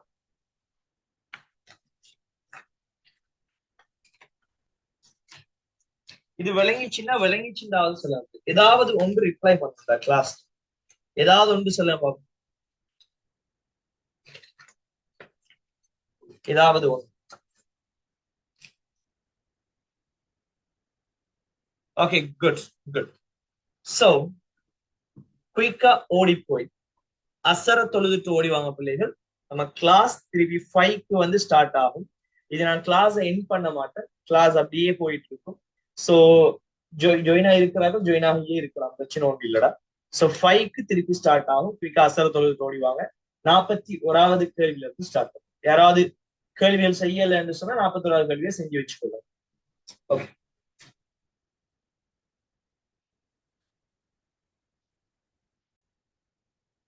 ஓகே, சோ உங்களோட கேள்வியை நீங்க பாத்தீங்கன்னு சொன்னா, இந்த குளோரின் அமிலங்களை தந்து இந்த அமில வலிமைகள் இப்படி குறையுது அப்படின்னு சொல்லி தந்து வச்சிருக்காரு. சரி, நான் இந்த HOCl வச்சு இந்த அமில வலிமைகள் கதையை ஒரு தடவை பார்ப்போம். கொஞ்சம் கவனிங்க. HOCl கட்டமைப்பு இருக்கும், ஹைட்ரோஜன் உண்டு, ஆக்சிஜன் உண்டு, குளோரின் உண்டு.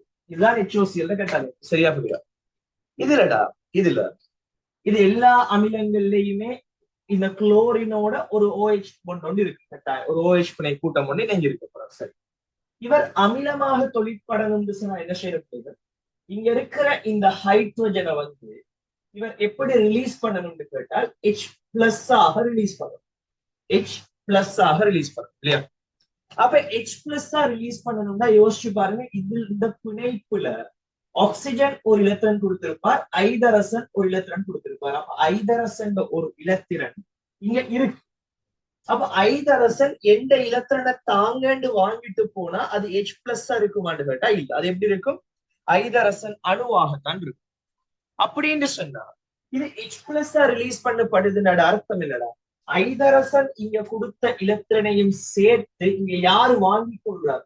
இங்க இருக்கிற ஆக்சிஜன் இழுத்து கொள்ளுது. அப்ப அந்த பிணைப்புல இருக்கிற இலத்திரன் மொத்தமாக யாருக்கு போகுது பிள்ளைகள்? அதுல இருக்கிற ஆக்சிஜனுக்கு போகுது. சோ நான் கேட்கறது உங்களுக்கு விளங்குதான்னு பாருங்க.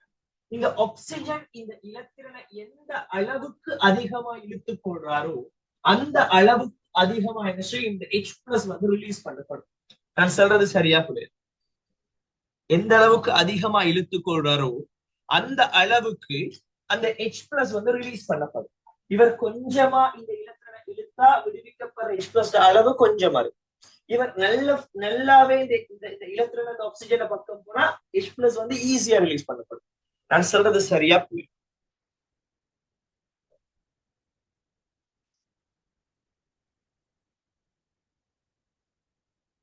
குயிக்கா சொல்லுங்க. யா, சரி இல்லையா? யா, குட்.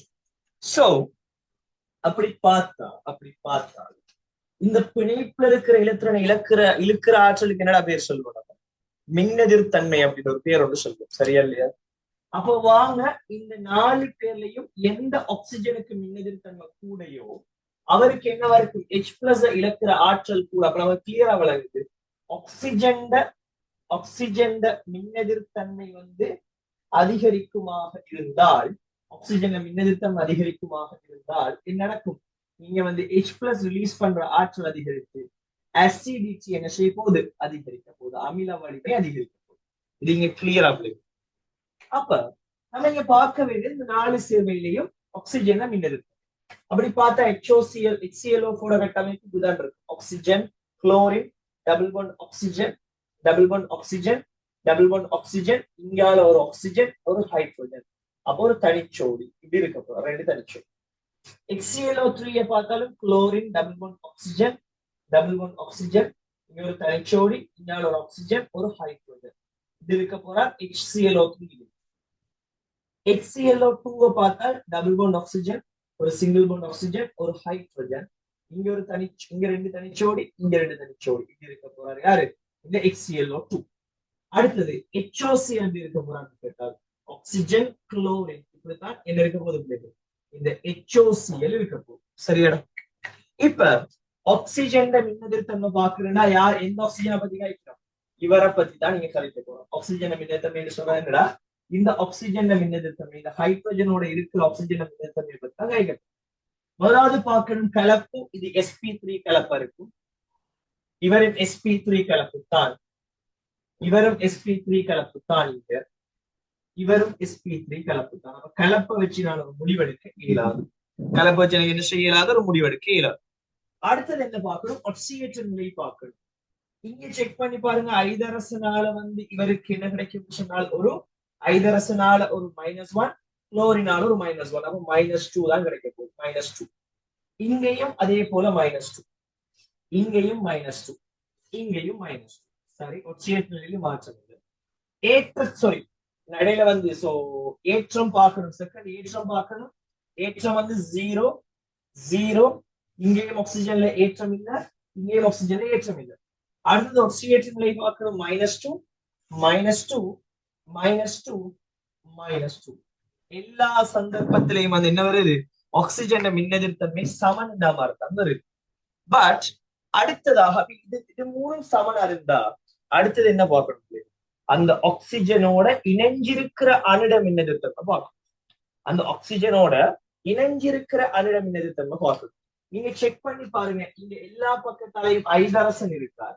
பட் இங்க ஐதரசன் கணக்கில், ஏன்னா ஐதரசனுக்கு மின்னெதிர்த்தன்மை மாற வாய்ப்பே இல்லை, ஐதரசனுக்கு வேற பிணைப்பெல்லாம் வராது. அப்ப யார பாக்கணும்? இந்த குளோரின் மின்னெதிர்த்தன்மையை தான் பார்க்கணும். இந்த குளோரின் மின்னெதிர்த்தன்மை தான் நம்ம பார்த்துக் கொள்ள வேண்டியது. அப்ப குளோரின் கலப்புக்கு வரும், ஏன்னா இங்க குளோரின்ங்கிறதால அதுக்கும் கலப்பு பார்க்கணும். குளோரின் கலப்புக்கு வந்தா இவருக்கு 4, அப்ப sp3 கலப்பு. இங்க குளோரின் என்னன்னு பாருங்க, sp3 கலப்பு. இங்கேயும் குளோரின் என்னடா? sp3 கலப்பு. இங்கேயும் குளோரின் sp3 கலப்பு. அப்ப குளோரின் கலப்புலையும் நம்ம ஒரு முடிவெடுக்க இயலாது. அடுத்தது ஏற்றத்துக்கு போகும். குளோரின் ஏற்றம் இங்க 0, இங்க குளோரின் ஏற்றம் 0, இங்கேயும் 0, இங்கேயும் 0. சரி, அதை வச்சு முடிவெடுக்க இயலாது. இப்ப குளோரின் ஆக்சிஜேற்ற நிலைக்கு போங்க. இங்க போனா குளோரின் +7 இருப்பார், இங்க வந்து குளோரின் வந்து +5 இருக்க போறார், இங்க குளோரின் +3 இருக்கும், இங்க குளோரின் +1 இருக்கும். ஆகவே குளோரின் மின்னெதிர்த்தன்மை வந்து இதை விட இதுக்கு கூட. அப்ப மின்னெதிர்த்தன்மை, குளோரின் மின்னெதிர்த்தன்மை என்ன செய்யும்? இந்த மாதிரி இருக்கு. குளோரின் மின்னெதிர்த்தன்மை இப்படி கூடும். எனக்கு சொல்லுங்க, நமக்கு குளோரின் மின்னெதிர்த்தன்மை தேவையா, ஆக்சிஜன் மின்னெதிர்த்தன்மை தேவையான்னு கேட்டா ஆக்சிஜன் மின்னெதிர்த்தன்மை, சரியா இல்லையா? ஆக்சிஜன் மின்னெதிர்த்தன்மை.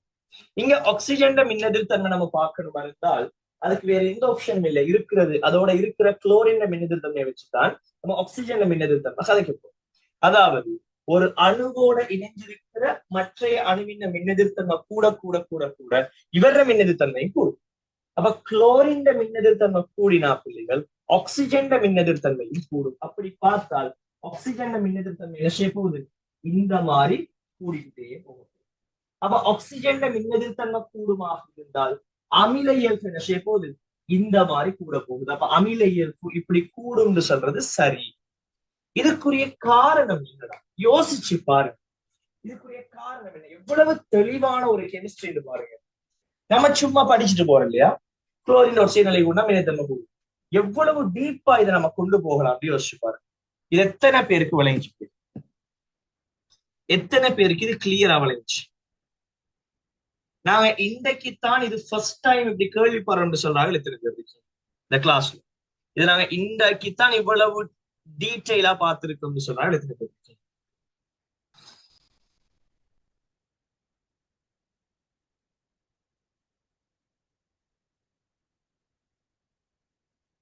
இந்த விஷயத்தை நாங்க இன்றைக்குத்தான் இவ்வளவு டீட்டெயிலா இதை இப்படி அசல் பாக்குறேன்னு சொல்றாங்க எத்தனை பேர்?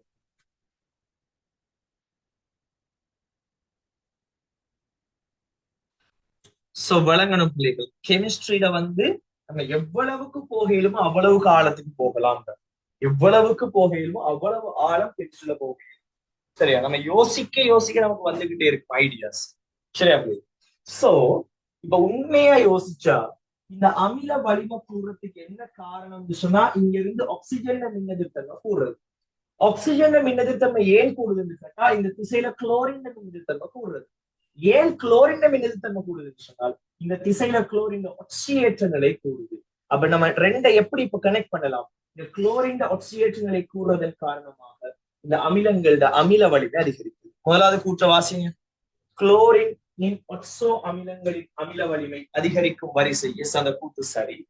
இரண்டாவது, குளோரினின் ஒக்சோ அமிலங்களில் உள்ள குளோரின் அணுவின் ஒட்சியேற்றையின் அதிகரிக்கும் போது ஒட்சோ அமிலத்தின் அமிலத்திறன் அதிகரிக்கிறது. சரியா பிள்ளையா? சரியா பிள்ளையா அந்த கூற்று?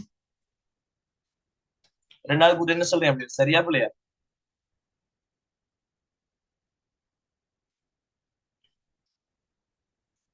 சரியா பிள்ளையா? சொல்லுங்க. இரண்டாவது கூற்று சரி. குளோரின் ஒட்சியேற்றலை அதிகரிக்கக்குள்ளதான் இந்த ஒட்சோ அமிலங்களோட அமில வலிமை அதிகரிக்குது. சரி. இப்ப விட முதலாவது ரெண்டுமே சரியா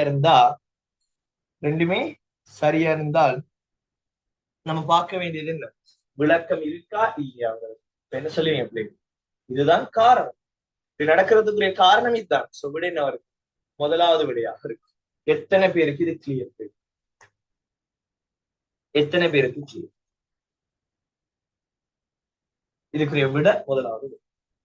அடுத்தது 42வது கேள்வி. 42வது, H2S வாயுவானது H2S வாயுவானது K2Cr2O7 ஓர் அமில கரைசலுடன் தாக்கம் புரியும் போது மூலக கந்தகம் உண்டாகிறது, சல்பர் வீழ்படிவு கிடைக்கும் சொல்றாரு. யோசிங்க, சிம்பிளான ஒரு விஷயம் என்னன்னா, நான் ஒரு விஷயம் சொல்லும் கிளியரா கவனிக்கிறேன். H2S தாக்கங்களை மைண்ட்ல தெளிவா வச்சுக்கொள்ளணும். ஒரு கரைசல் நிலை தாக்கத்துல S2- ஒட்சியேற்றப்படுவாரா இருந்தால், என்ன சொல்ல வாரேன்? ஒரு கரைசல் நிலையில S2- ஒட்சியேற்றப்படுவாரா இருந்தால் அது சல்பர் வீழ்படிவு தரும், கந்தக வீழ்படிவு தரும். அப்ப இங்க K2Cr2O7 என்று சொல்லக்கூடிய ஒரு கரைசலுக்குள்ளதான் அந்த தாக்கம் நடக்குதுன்னு சொன்னால், நமக்கு தெரியும் Cr2O7 2- ஒரு வலிமையான ஒட்சியேற்றும் கருவி. அப்ப அது ஒட்சியேற்றும் கருவியா இருக்கின்றால் இந்த சல்பர் இவரால் என்ன செய்ய இயலும்? -2 இருக்கிற சல்பரை ஒட்சியேற்ற இயலும். -2 இருக்கிற சல்பரை ஒட்சியேற்றக்குள்ள இது என்னவா மாறுவார்? கந்தகமா மாறுவார். அப்ப மூலக கந்தகம் உண்டாகுவது. அந்த கூற்று சரி. இரண்டாவது, அமில ஊடகத்தில் H2S வாயு ஒரு தாழ்த்தும் கருவி ஆகும். சரியா பிள்ளையான்னு கேட்டால் H2S தாழ்த்தும் கருவியாக தொழிற்பட இயலுமான்னு கேட்டா ரெண்டு விஷயம் கிளியரா விளங்கணும். H2S இருக்கிறது ரெண்டு மூலங்கள், ஒன்று ஹைட்ரோஜன், அடுத்தது சல்பர். ஹைட்ரோஜனை எடுத்தா அது +1 என்று சொல்ற ஒட்சியேற்ற நிலையில இருக்காரு இல்லையா? +1க்கு மேல ஹைட்ரோஜனுக்கு போக இயலுமாண்டா போக இயலாது. அப்ப என்ன செய்வார்? +1ல இருந்து கீழே வருவார். அப்ப ஹைட்ரோஜன் தாழ்த்தப்படும். ஹைட்ரோஜன் என்ன செய்யப்படும்? தாழ்த்தப்படும்.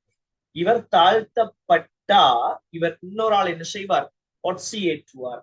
அந்த நேரம் இன்னொரு ஆள் ஒட்சியேற்றார் என்று சொன்னா H2S என்னவாக தொழிற்படும்? ஒட்சியேற்றும் கருவியாக தொழிற்படும்.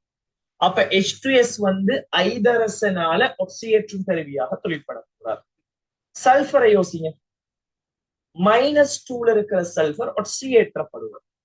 இவர் ஒட்சியேற்றப்பட்டா இன்னொரு ஆள் என்ன செய்யணும்? அவர் தாழ்த்தப்படணும். சரியா புள்ளியா? இவர் ஒட்சியேற்றப்பட்டா இன்னொரு ஆளை தாழ்த்து. அப்ப இன்னொரு ஆளை தாழ்த்துறாருன்னு சொன்னா இந்த H2S என்னவாகும்? இந்த H2 மைனஸ் என்னவா இருக்கும்? H2S என்னவா தொழிற்படையிலும் தாழ்த்தும் கருவியாக தொழிற்படையிலும். இந்த தாழ்த்தும் கருவியாக தொழிற்படுற அந்த சந்தர்ப்பத்துல நடக்கிறது என்னடா? H2 மைனஸ் சல்பராக மாறுறது. சரியா புள்ளியா? சரியா புள்ளியா? அப்ப H2S ஒரு ஒட்சியேற்றும் கருவியா இருக்கிறதுக்கு காரணம் அதுல இருக்கிற ஹைட்ரோஜன். H2S ஒரு தாழ்த்தும் கருவியா இருக்கிறதுக்கு காரணம் அதுல இருக்கிற சல்பர்.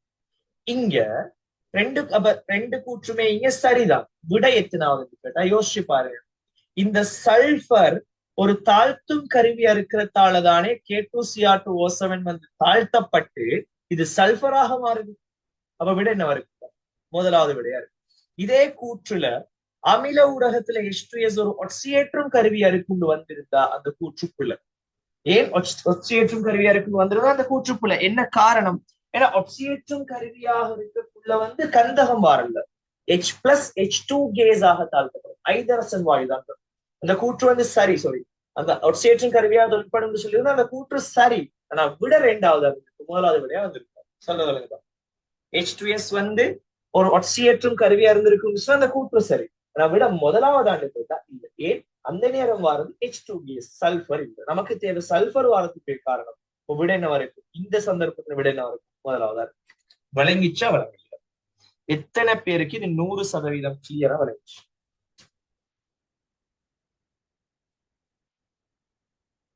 எத்தனை பேருக்கு இது 100% கிளியர்? கிளியர் சொல்லலாம்.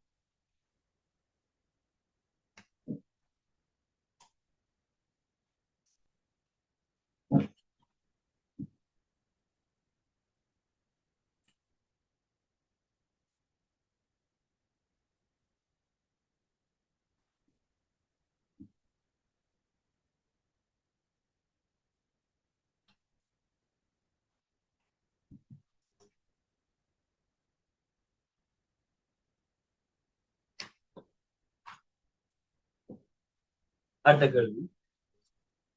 தாக்கம் Cl2 gas plus I minus. Okay okay. Cl2 gas plus I minus இருந்து Cl minus plus I2 I அடிப்படையாக கொண்ட ஒரு மின் ரசாயன கலத்தை மின்னை பிறப்பிக்க பயன்படுத்தலாம். ஒரு முக்கியமான வேர்ட் என்னண்டா, இந்த தாக்கம் நடக்குமா நடக்காதான்னு கேட்டா அது வேற விஷயம். இந்த இப்படி ஒரு தாக்கம் நடக்குமா நடக்காதான்னு கேட்டா அதுக்குரிய ஆன்சர் வேற. நீங்க கேள்வி தாக்கம் நடக்குமா நடக்காதாங்கிறது. இந்த தாக்கத்துல மின்ன பிறப்பிக்க இயலுமா இல்லையா? உனக்கு ஒரு விஷயம் தெளிவா வளரும். மின் இரசாயன களம் ஒன்று இருக்கும், மின் பகுப்பு களம் ஒன்று இருக்கும். மின் இரசாயன களம்னு சொல்றது அந்த தாக்கம் தானாவே நடந்து, அந்த தாக்கம் தானாகவே சுயமா நடந்து அது சக்தியை அது மின்ன பிறப்பிக்கிறது மின் ரசாயனம்.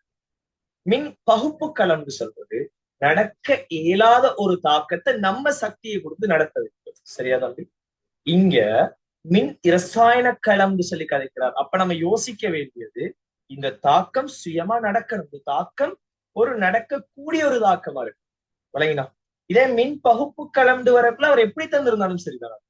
சொல்ற விளைச்சா மின் பகுப்பு கலந்து வந்திருந்தா அது எப்படி தந்தாலும் அதை நம்ம சரியாக்கி இருக்கலாம், வாய்ப்புகள் இருக்கு. மின் இரசாயன கலந்து வந்ததால நடக்கக்கூடிய தாக்கத்தை மட்டும்தான் நீங்க செலக்ட் பண்ண. நீங்க Cl2I- ஓட தாக்கம் அடைய விட்டா உனக்கு தெரியும் அயடின் எக்ஸ்ட்ராவா ஒரு இலத்திரனை வச்சிருக்கு. அயடின் என்ன செஞ்சிருக்காரு பிள்ளைகள்? ஒரு இலத்திரனை எக்ஸ்ட்ராவா வச்சிருக்காரு. இப்ப குளோரின் பக்கத்துல போகக்குள்ள என்ன நடக்கும்னு சொல்லுங்க. குளோரின் அயடினை விட மின்னெதிர்த்தன்மை கூடிதான் ஒரு ஆள். இப்ப குளோரின் சொல்லுவார் என்னென்றால், உங்கள்கிட்ட இலத்திரன் இருக்கு ஓகே, பட் உங்களை விட எனக்கு என்ன கூட மின்னெதிர்த்தன்மை கூட, நீ உங்களோட இலத்திரனை எனக்கு தாங்கன்னு சொல்லி குளோரின் கேட்பார். அயடினுக்கு மறுக்க ட்ரை பண்ணுவார் அயடின். ஆனால் மின்னெதிர்த்தன்மை குளோரினுக்கு கூடங்கிறதால அயடினால எதுவுமே செஞ்சு கொள்ள இயலாது. குளோரின் கேட்டா கொடுக்கத்தான் வேணும். அப்ப குளோரினு கிட்ட அந்த இலத்திரனை வந்து அயடின் கொடுப்பார். அப்ப குளோரின் இலத்திரனை வாங்கி Cl- மாற அயடின் வந்து I2 ஆக மாறும். விளைவா என்ன கிடைக்குது பாரு, அப்படி Cl- I2 கிடைக்கும். அப்ப இந்த தாக்கம் சுயமா நடக்குமா நடக்காதா? சாதாரணமா சுயமா நடக்கும். அப்ப முதலாவது கூற்று வந்து சரி. ரெண்டாவதுக்கு வாங்க. Cl2 ஆனது I2விலும் பார்க்க ஒரு தாழ்த்தும் கருவி, ஒரு வலிமையான தாழ்த்தும் கருவியா? அதாவது யோசிச்சு பாரு, நமக்கு ஒரு விஷயம் தெரியும். நமக்கு என்ன தெரியும்? அயடின் வந்து அயடின் கிட்ட இருக்கிற இலத்திரனை குளோரினுக்கு வாங்கி கொள்ளையும். அயடின் கிட்ட இருக்கிற இலத்திரனை என்ன செய்யலும்? குளோரினால வாங்கி. அப்ப இலத்திரனை யாரு போர்ஸ்ஃபுல்லா வாங்குறார் பிள்ளைகள்? குளோரின் போர்ஸ்ஃபுல்லா இலத்திரனை வாங்கினா அயடின் என்ன செய்யப்படுதுதா? ஆக்சியேற்றப்படுது. அயடின் என்ன செய்யப்படுது? ஆக்சியேற்றப்படுது. இப்ப அயடினை வந்து யாரு ஆக்சியேற்றார்? குளோரின் தானே. அப்ப அயடின் ஒசியேற்றும் கருவியா இருந்தா அயடின குளோரினால் ஒசியேற்றியலும். நான் சொல்ற விளங்குதாடா? நான் சொல்ற விளங்குதா? ஒட்சியேற்றும் கருவி என்று சொல்றது இன்னொரு ஆளை ஒட்சியேற்றவர், இன்னொரு ஆளை ஒட்சியேற்றவர், இன்னொரு ஆளோட உதவி எதிர்பார்க்காமலுக்கு அவர் இன்னொரு ஆளை ஒட்சியேற்றவர் தான் ஒட்சியேற்றவர். இங்க அயடினையும் குளோரினையும் பார்க்கக்குள்ள யார் ஒட்சியேற்றார்னு பாருங்க. I- இருந்தவற்றிற்கு இலத்திரனை வாங்கி அவரை I2ஆக ஒட்சியேற்றினது குளோரின். அப்ப யார் இங்க ஒட்சியேற்றார்? குளோரின் தான் ஒட்சியேற்றுது. இப்ப யாரு வலிமையான ஒட்சியேற்றும் கருவி? குளோரின் தான் வலிமையான ஒட்சியேற்றும் கருவி, அயடின் இல்லை. சரியா இல்லையா? அயடின் இல்லை. அப்ப நம்ம தாழ்த்தும் கருவியா யோசிச்சா யாரு வலிமையான தாழ்த்தும் கருவி? குளோரின் வலிமையான ஒட்சியேற்றும் கருவி என்றால் அயடின் வலிமையான தாழ்த்தும் கருவி. அயடின் என்ன இருக்கணும்? வலிமையான தாழ்த்தும் கருவி. கூற்று என்ன சொல்றாரு பாருங்கள். குளோரின் I2வை விட வலிமையான தாழ்த்தும் கருவி என்று சொல்றாங்க. இல்ல, தாழ்த்தும் கருவிட வலிமை அயடின் இருக்குது, ஒட்சியேற்றும் கருவிட வலிமை தான் குளோரின் இருக்கு. இது எத்தனை பேருக்கு கிளியர்? நாங்கள பாடமாக்க செல்ல, இது பாடமாக்கி படிக்கிற ஒரு சப்ஜெக்ட் இல்ல. வாழ்க்கையில நீ பாடமாக்கித்தான் இந்த கெமிஸ்ட்ரி படிக்கணும் யோசிச்சு ஒரு நாளும் உனக்கு விளங்க போறது இல்லை. நீ அதை விட்டுட்டு நீ வேற வேலை பார்க்கலாம். சொல்றத கிளியரா விளங்க. நீ அதை என்ன யோசிச்சாலும் சரி, நீ பாடமாக்கி நீ கெமிஸ்ட்ரி படிக்கணும், நான் பாடமாக்கி கெமிஸ்ட்ரி படிச்சுட்டு போறேன் யோசிச்சா தமிழ் சயின்ஸை விட்டுட்டு நீ ஆர்ட்ஸ் வேற ஏதாவது வந்து படிச்சுட்டு போய் பாடமாக்கு ஏதாவது. இது கெமிஸ்ட்ரி பாடமாக்கி படிக்கிறது கன்செப்ட் உனக்கு விளங்கணும். சரியாடா? இந்த நிறைய டீச்சர் மாதிரி என்ன பாடமாக்கி நான் படிச்சுட்டு சரியா? சோ அந்த மாதிரி நீயும் இருந்துடாத. நீ என்ன செய்? கன்செப்ட ஃபர்ஸ்ட்டுக்கு விளங்கி கேள்வி செய்ய பழகினான்னு சொன்னா போதும். நீ உனக்குள்ள கொஞ்சம் நம்பி உனக்கு ஆன்சர் கிடைக்கும். எல்லா கன்செப்டுமே உனக்கு வரும். நீங்க வந்து அப்படி இல்லாமலுக்கு ஒவ்வொன்றையும் நான் பாடமாக்க போறேன், இப்படி இருந்தா அப்படி, அப்படி இருந்தா இப்படி, இந்த தாக்கத்தை பாடமாக்கி வச்சா நான் கேள்விக்கு கேட்டா ஆன்சர் பண்ணிட்டு போயிடுவேன் அப்படின்னு இருந்தா சரியான கஷ்டம். சரியா? கன்செப்ட விளங்கப்பாரு. 44வது கேள்வி. சோ இதுவும் நிறைய பேர் தாக்கத்தை பாடமாக்கி வச்சிருப்பீங்கன்னு சொல்லி நினைக்கிறேன். கிரிக்னாட் சோதனை பொருட்கள் நீருடன் தாக்கம் புரியுது. சோ முதலாவது கேள்வி, 43வது கேள்வியில முதலாவது கூற்று சரி, 2வது பிழை, விட 3ஆவதா இருக்கு. சரியா? 44வது கிரிக்னாட் சோதனை பொருள்கள் நீருடன் தாக்கம் புரிந்து ஆல்கஹால்களை தருகிறது. கிரிக்னாட் சோதனை பொருள்கள் நீரோட தாக்கம் புரிஞ்சு ஆல்கஹாலை தரும். சரியா பிள்ளையா கொஞ்சம் யோசிப்போமே. கிரிக்னாட் சோதனை பொருள்கள் என்னன்னா ஒரு RMgBr, ஒரு RMgBr இப்படி வைப்போமே. அதுல யோசிச்சு பாருங்க, இந்த மெக்னீசியத்துல என்ன இருக்கு? ஒரு 2+ வந்து இருக்கு. இந்த 2+க்கு இவர் ஒரு மைனஸ கொடுப்பார். சரி, இவருக்கு இன்னொரு மைனஸ் தேவை, அது யார் கொடுப்பார்? R கொடுப்பார். அப்ப Rல என்ன இருக்குன்னு சொல்லுங்க, ஒரு மைனஸ் தான் இருக்கு. இப்ப நான் நீரோட இவரை தாக்கம் அடைய விட்டால் நீர்ல என்ன இருக்குங்க? நீர்ல என்ன இருக்கும்? ஒரு H+ம் ஒரு OH- இருக்கு. சரியா இல்லையா? இதுல இந்த ஆரோட போய் சேர்றது யாரு? இந்த மைனஸோட யார் சேர்வார்? ஒரு பிளஸ் தான் சேரும். அப்ப என்ன விளைவு கிடைக்கும்? ஒரு RH அல்கைல் தொகுதியும் ஒரு ஐதரசனும் சேர்ந்த வாரது என்ன? ஒரு ஐதரோ கார்பனும் என்ன கிடைக்கும்? ஒரு MgBrOH கிடைக்கும். இங்க வாரது ஆல்கஹால் இல்ல தம்பி, வாரது ஒரு ஐதரோ கார்பன். முதலாவது கூற்று வந்து பிழை. இதுக்கு தாக்கத்தை பாடமாக்க போயிட்டு சிம்பிளான கன்செப்ட் இல்லையா? அந்த இடத்துல யோசிக்கிறார், பாடமாக்கி வைக்கிறது. அப்ப இந்த கூற்று சரியா பிள்ளையான்னு கேட்டால் முதலாவது கூற்று ஆல்கஹால் வரும்னா அந்த கூற்று வந்து பிழை. முதலாவது கூற்று வந்து பிழை. 2வது, ஒரு கிரிக்னாட் சோதனை பொருளில் உள்ள கார்பன் மெக்னீசியம் பிணைப்பில் கார்பன் அணுவானது ஒரு பகுதி மறையேற்றத்தை கொண்டது. சரியா பிள்ளையான்னு கேட்டால் இதை செக் பண்ணி பாருங்க பிள்ளைகள். இங்க இருக்கிற இந்த மெக்னீசியத்தோட இருக்கிற இந்த கார்பன்ல என்ன இருக்கும்? ஒரு மைனஸ் இருக்கு. நான் இங்க ஃபுல்லா ஒரு மைனஸ், இது 2+ இது மைனஸ்ன்னு காட்டி வச்சிருக்கேன். பட் அது அப்படித்தான் இருக்குமாட்டா? இல்ல. ஏன் இது ஒரு அயன் சேர்வை இல்லை, ஒரு பங்கீட்டு சேர்வை. அவர் பங்கீட்டு வலு சேர்வையா இருக்கக்குள்ள இந்த இடத்துல பகுதி அளவான ஏற்றங்கள் தான் இருக்கும். அயன் சேர்வையா இருந்தால்தான் முழுமையான ஏற்றங்கள் இருக்கும். நான் உங்களுக்கு இது வழங்கணுங்கிறதுக்காக நான் இப்படி காட்டி வச்சிருக்கேன். பட் இது எல்லாத்துலயும் என்ன இருக்க போது, ஒரு பகுதி அளவான ஏற்றம் இருக்கும். அப்ப பகுதி அளவான மறையேற்றத்தை கொண்டுள்ளது இந்த கூற்று வந்து சரி. சோ முதலாவது கூற்று பிழை, ரெண்டாவது கூற்று சரி. விட என்ன இருக்க போகுது, நாலாவது விடையா இருக்கு. இது எத்தனை பேருக்கு கிளியர்? இது எத்தனை பேருக்கு 100% கிளியர்? குயிக்கா சொல்ல செட்ல போடும், அப்படி செட்ல போடும், பேசுங்க கிளாஸ்ல. செகண்ட் கூற்று அகைன் சொல்றேன். என்ன விளங்கல?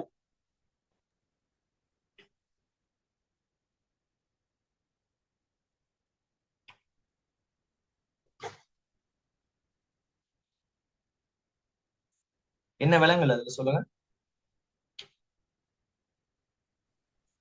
சுபாக்காவை காட்டினியா அது?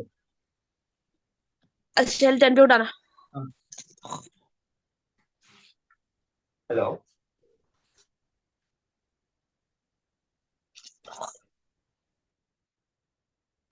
ரெண்டாவது கூற்று என்ன கதைந்தாலும் கிரிக்னாட்டோ சோதனை பொருள்ல இருக்கிற கார்பன் இதே கதை தான். மெக்னீசியத்துல ஒரு பிளஸ் இருக்கும், அதனால இங்க என்ன இருக்குன்னு சொல்லுங்க, மைனஸ் இருக்கும். இது அயன் சேர்வையானு கேட்டா இது அயன் சேர்வை. இந்த ஆறுக்கும் எம்ஜிக்கும் இடையில இருக்கிறது ஒரு பங்கீட்டு வலைப்பிணை. அதனால இந்த இடம் வந்து என்ன வரைக்கும் கேட்டால் இது ஒரு பங்கீட்டு வலைப்பிணைப்பாக இருந்தாலும் ஒரு அயன் பிணைப்பா இருந்திருந்தா இது 2+, இது மைனஸ், அப்படி தனித்தனி அயன்களாக இருக்கும். இது ஒரு பங்கீட்டு வலை சேர்வைங்கிறதால இந்த ஏற்றங்கள் பகுதி அளவான ஏற்றங்களா தான். அப்ப இந்த ஆறுல இருக்கிற அந்த கார்பன்ல ஒரு பகுதி அளவான மறையேற்றம் ஒன்றுதான் இருக்கும். அப்ப அந்த கூற்று வந்து சரி. விளங்கிச்சா? இப்ப விளங்கிச்சா விளங்க விளங்கிச்சுன்னா விளங்கி சொல்லுங்க, விளங்கலைன்னா செல்லுங்கடா. விளங்கல ஏதாவது ஒன்று சொல்லுங்க, ஒரு பிரச்சனையும் இல்லை. நீ 100 தடவை வழங்கப்படுது சொன்னாலும் நான் 2 வழங்கப்படுது. செல்லு.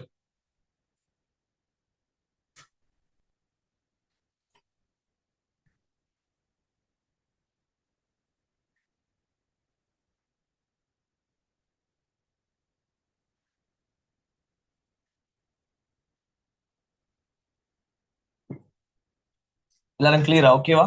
ஓகே சரி. 45. சோ 44வது ஆன்சர். முதலாவது பிழை, ரெண்டாவது சரி. விட நாலாவது ஆன்சர். 45வது கேள்விக்கு வாங்க. அனிலீனில் இருந்து டயசோனியம் உப்புக்கள், டயசோனியம் உப்புக்கள் என்று சொல்றது என்னடாது? யாரு தயசோனியம் உப்புக்கள்? ஈரசோனியம் உப்புக்கள். டயசோனியத்துக்கு தான் அவர் தயசோனியம் சொல்றாரு. ஈர் அசோனியம், டை அசோனியம், அதைத்தான் நீங்க அவர் தயசோனியம் உப்புக்கள் சொல்றாரு. சரி, தயசோனியம் உப்புக்கள் தாழ் வெப்பநிலைகளில் உறுதியாக இருக்கும். அதே வேளை முதல் அலிபட்டிக் அமீன்களில் இருந்து உருவாகும் தயசோனியம் உப்புக்கள் இவ்வெப்பநிலைகளில் உறுதியற்றவைதான். உங்களுக்கு தெரியும் என்னன்னா, ஒரு பென்சீன்ல இருக்கிற NH2 குரூப்புக்கு நீங்க NaNO2 போட்டு குறைந்த வெப்பநிலை கொடுத்தீங்கன்னா அந்த NH2 குரூப் வந்து ஒரு டை அசோனியமாக, ஒரு ஈர் அசோனியமாக மாறும், N2+ மாறும். ஆனா அதுவே ஒரு சாதாரணமான ஒரு அல்கைல் அமைன், ஒரு RNH2, அதுல CH3, ஒரு அலிபெட்டிக் அமைன் ஒன்றை நீங்க எடுத்து அவருக்கு நீங்க NaNO2 போட்டு தாழ் வெப்பநிலை கொடுத்தாலும் அவர் என்னவா மாறுறது இல்லை, N2+ மாறுறது இல்லை. ஏன்னா அந்த N2+ வந்து குயிக்கா என்ன செஞ்சிடும், அது அல்கோஹோலாக மாறும். என்ன காரணம்னு கேட்டா உங்களுக்கு விளங்குன சிம்பிளான விஷயம் ஒன்றே ஒன்றுதான். என்ன, இந்த பென்சீன் வளையத்தோட இணைஞ்சிருக்கிற நேரத்துல N2+ வந்தா அது உறுதியா இருக்கும். சாதாரணமான அலிபெட்டிக் அயன் நிலை, அலிபெட்டிக் நிலையில வந்து N2+ வந்தா உறுதி இல்லை. உறுதியா இருக்கிறவர் தானடா இருப்பார், உறுதி இல்லாதவர் என்ன செஞ்சிருவார், வேறொரு ஆளா மாறிடுவாரா இல்லையா? அதான் கதை. இப்போ முதலாவது கூற்று வந்து சரியா பிள்ளையான்னு கேட்டா முதலாவது கூற்று வந்து சரி. ரெண்டாவதுக்கு வாங்க. அனிலீனின் நைதரசன் அணு மீதுள்ள தனித்த இலத்திரன் சோடி, NH2 இருக்கிற அந்த தனிச்சோடி ஒன்று இருக்கிறா இல்லையா, தனித்த இலத்திரன் சோடி பென்சீன் வளையத்தின் மீது ஓரிடப்பாடு அடைகிறது என்று சொல்றோம். என்னது? பென்சீன் வளையத்துல ஓரிடப்பாடு அடையும். உங்களுக்கு தெரியும் இந்த ஓரிடப்பாடு, அந்த கதை உங்களுக்கு லைட்டா தெரியும் இல்லையா? இந்த பரிவடைஞ்சு சுத்திக்கிட்டே இருக்கிறது நம்ம என்ன பேர் சொல்லுவோம், ஓரிடப்பாடு அற்றதாகுது. ஒரு இடத்திலேயே இல்லாமலுக்கு அசைஞ்சு திரிகிறாருன்றதுதான் அந்த வேர்ட். சரியா? அப்ப இந்த கூற்று ஓரிடப்பாடு அடையுது, அது பிழை. ஒரு இடத்திலேயே இருக்கல, அந்த இலத்திரன் பென்சீனுக்குள்ள என்ன செய்கிறார், அப்படியே பரிவடைஞ்சு சுத்திக்கிட்டே இருக்காரு. அப்ப ஓரிடப்பாடு அற்றதாகிறது அந்த கூற்று வந்திருக்கு. அதனால முதலாவது கூற்று சரி, இரண்டாவது கூற்றுக்குள்ள விடை என்ன இருக்கு, மூணாவது விடையா இருந்திருக்கு. சரியா? மூணாவது விடையா இருந்திருக்கு. நீங்க ஸ்கீம் எடுத்து பார்த்தா ஸ்கீம்ல ஆன்சர் என்ன இருக்குன்னு கேட்டா ஓப்பன் ஆகும். ஸ்கீம்ல வந்து ஓப்பன் கொடுத்திருப்பாரு அந்த கேள்விக்கு, ஆல் ஆன்சர் கொடுத்திருப்பாரு. யாராவது யோசிச்சிருக்கீங்களா ஏன் ஆல் ஆன்சர் கொடுத்திருக்காரு இந்த ஸ்கீம்ல? இந்த கேள்வியில என்ன பிழை இருக்கு, ஆல் ஆன்சர் கொடுக்கறதுக்கான என்ன காரணம் இருக்கு? யாராவது யோசிச்சாங்க என்ன காரணம்? இதே பேப்பர் இங்கிலீஷ் மீடியம் பேப்பர் நீங்க எடுத்து பாருங்க, அதுல சொல்லியிருப்பார் ஓரிடப்பாடு அற்றது என்று சொல்லி சொல்லியிருப்பார். இங்கிலீஷ் மீடியத்துல என்ன சொல்லியிருப்பார், ஓரிடப்பாடு அற்றது என்று சொல்லி ஒரு வேர்டு இருக்கு. இங்க அதாவது ஓரிடப்பாடு அற்றது மாதிரி டீலோக்கலைசேஷன் அந்த மாதிரி அங்க சொல்லியிருப்பார். இங்க ஓரிடப்பாடு அடையுது என்று சொல்லி. சோ இந்த டிரான்ஸ்லேஷன்ல இருந்த ஒரு எரர் தான் இந்த கேள்விக்கு ஓல் ஆன்சர் கொடுத்ததுக்கான காரணம். பட் உங்களுக்கு ஆன்சர் தெரியணும், நீங்க ஓல் ஆன்சருக்கு நீங்க பழக்கப்படுறது இல்லை. இதுக்குரிய ஆன்சர் என்ன, மூணாவது ஆகுது. சரியா? விளங்குதா? விளங்கிச்சா? விளங்கு. சரி, 46வது. ஒரு தரப்பட்ட வெப்பநிலையில்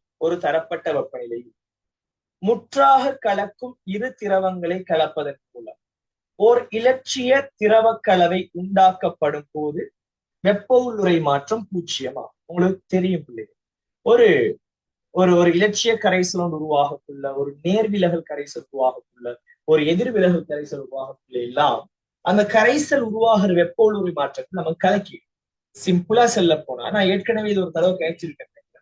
ஒரு இலட்சிய கரைசலா இருந்தா இலட்சிய கரைசல்ல வந்து கரைசல்கள் கலக்கிறதுக்கு முதல்ல இருந்த மூலக்கூற்றடை கவர்ச்சி விசைகளும் கலந்ததுக்கு பிறகு இருக்கிற மூலக்கூற்றடை கவர்ச்சி விசைகளும் சமனாத்தான் இருக்கு. ரெண்டு பேருமே என்ன இருக்கு, ஈக்குவலா இருக்கு.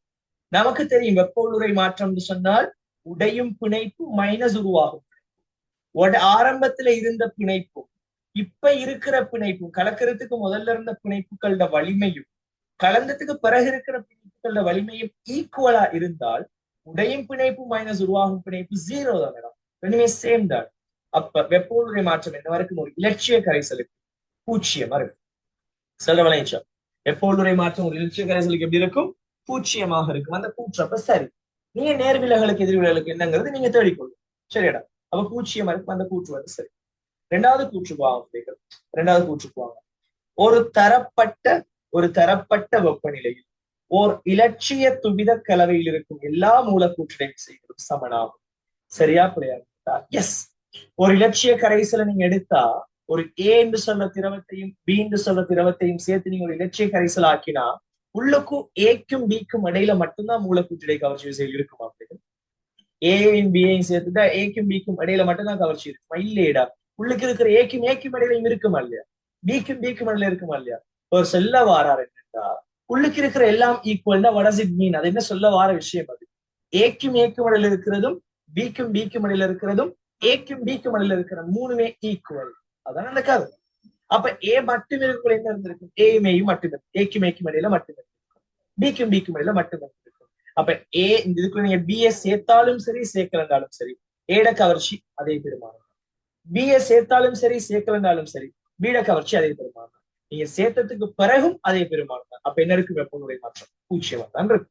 ரெண்டு கூற்றுமே சரி. விட என்னவா இருக்குதா, முதலாவது விடையா இருக்கு. அது சமனா இருக்கிறதாலதான் 0வா வருது. விட என்னவா இருக்கு, முதலாவது விடையாக வந்து சேரும். ஏதாவது குழப்பம் இருக்கான்னு சொல்லு. இது வரைக்கும் ஏதாவது ஒரு குழப்பம் இருக்கா? இது வழங்கிச்சு சார் சொல்றா கிடைத்தது.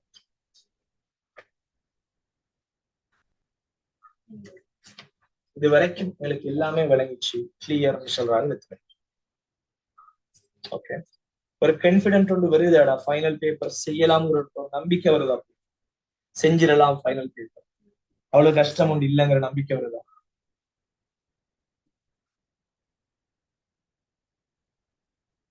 Okay, 47 industrial environmental. ஸோ நீங்க ஆல்ரெடி கேட்டதுக்கு நாங்க இண்டஸ்ட்ரியல் என்வரன்மெண்டல் செய்ய வேணாம்னு சொன்னீங்க. அப்ப அதனால விஷயம் தெரியும், அதுகளை இக்னோர் பண்ணுவோம். 48வது கேள்விக்கு போகும். 48வது ஒரு தரப்பட்ட வெப்பநிலையில் ஒரு முதலாம் வரிசை தாக்கத்தின் அரை ஆயுள் காலம் T12 ஆனது சமன்பாடு T12 is equal to 0.693 by K இனால் தரப்படுகிறது. இங்கு K ஆனது முதலாம் வரிசை வீதமாறிலி ஆகும். சரியா புலையான்னு கேட்டா உங்களுக்கு தெரியும், இதான் அந்த முதலாம் வரிசை தாக்கத்துக்கு சமன்பாடு இல்லையா. இரண்டாம் வரிசை தாக்கத்துக்கு அதே போல வந்து பூச்சி வரிசை தாக்கத்துக்கெல்லாம் செறிவுகள் உள்ளடக்கப்படுது. செறிவெல்லாம் இல்லை, டிரெக்டா கேயும் அந்த 0.693 மட்டும் நிறுவுறது ஒரு வருஷத்துல கேள்வியாகவே இருக்கு. நம்ம போகக்குள்ள பார்ப்போம்.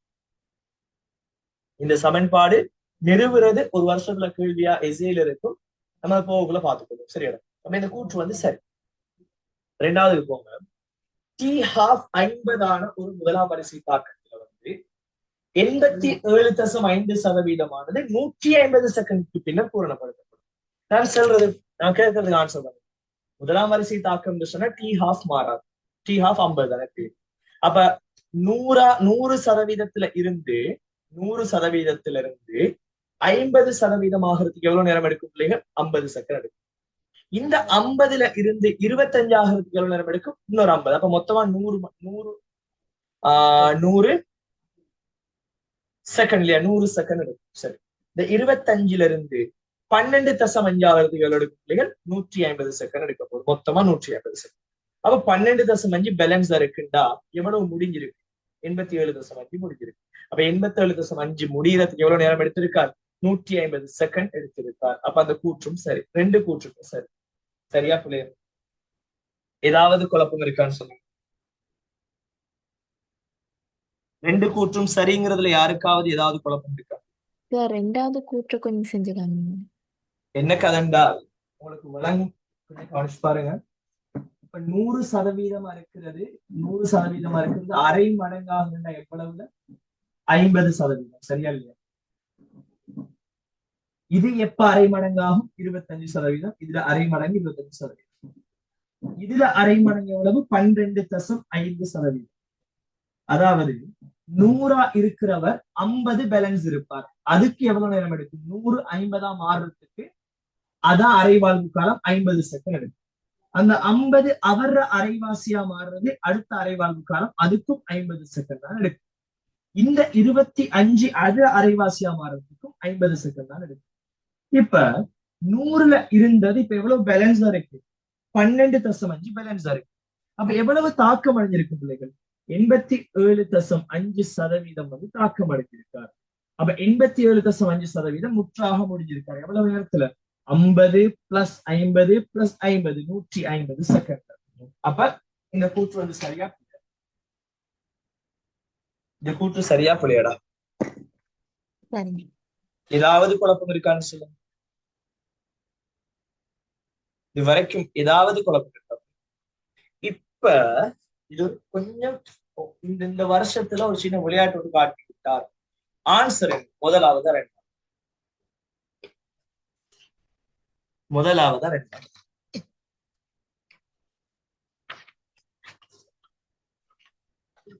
என்ன சொல்ற?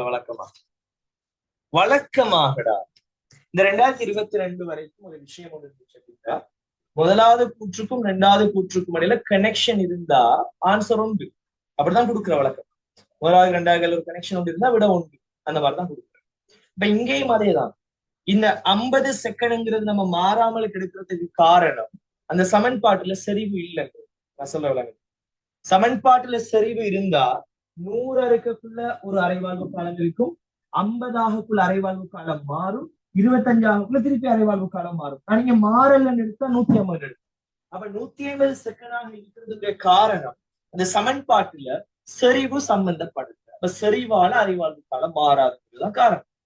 அது அப்ப ரெண்டு பேருக்கும் தொடர்பு இருக்கு. முதலாவது ஆன்சர் அப்படின்னு சொல்லித்தான் நாங்க நிறைய பேர் சொல்லியிருக்கோம். நானும் ஃபர்ஸ்ட் ஆன்சர் தான் வரணும், செகண்ட் ஆன்சர் வராதுன்னு நாங்களும் சொல்லிட்டு இருக்கோம். பட் ஸ்கீம் இன்னமும் செகண்ட் ஆன்சர் தான் இருக்கு. என்ன காரணம் அவர் சொல்றாரு? கேள்விக்கு வந்து முதலாம் கூற்று ரெண்டாம் கூற்று கேள்விகள்ல ரெண்டாம் கூற்று தான் முதலாம் கூற்றுக்கு விளக்கமா இருக்கணுமே தவிர முதலாம் கூற்று ரெண்டாம் கூற்றுக்கு விளக்கமா இருக்கப்படாதுன்னு சொல்லி அவர் சொல்றார். இங்க உண்மையா யோசிங்க. ரெண்டாம் கூற்று அந்த 150 செகண்டா வாரத்துக்குரிய காரணம் யாரு? முதலாம் கூற்று. அவர் சொல்றார் ரெண்டாம் கூற்றுக்குரிய விளக்கம் முதலாம் கூற்றா இருக்கு, அப்படி வர இயலாது, எங்களுக்கு தேவை ரெண்டாம் கூற்று முதலாம் கூற்றுக்கு விளக்கமா வரும். அப்படி இருந்தா மட்டும்தான் முதலாவது ஆன்சர். இங்க முதலாம் கூற்று தான் ரெண்டாம் கூற்றுக்கு விளக்கமா இருக்கு. சோ விட வந்து ரெண்டாவது தான் அப்படின்னு சொல்லி இந்த வருஷத்துல கொடுக்கப்பட்டுச்சு. எத்தனை பேருக்கு நான் சொன்னது விளங்கிச்சு? இப்ப இந்த ஸ்கீம்ட கன்செப்ட் எத்தனை பேருக்கு விளங்கிச்சு?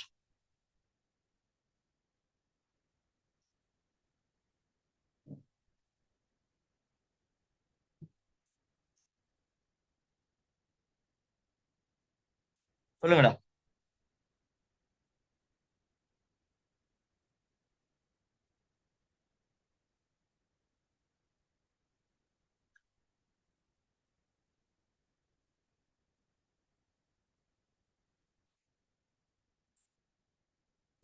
ஓகே, சோ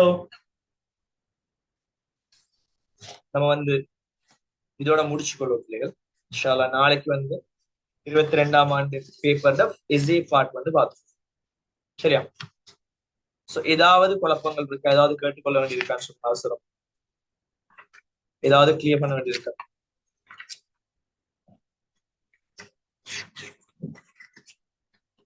எல்லாமே ஓகேவாடா? ஏதாவது குழப்பம் இருக்கா சொல்லுங்க.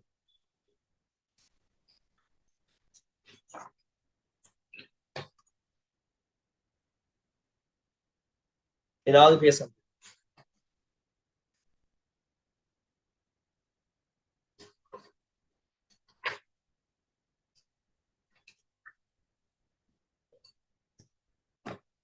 ஓகே, சோ எல்லாமே கிளியரா இருக்குன்னு சொல்லி நம்புறேன்.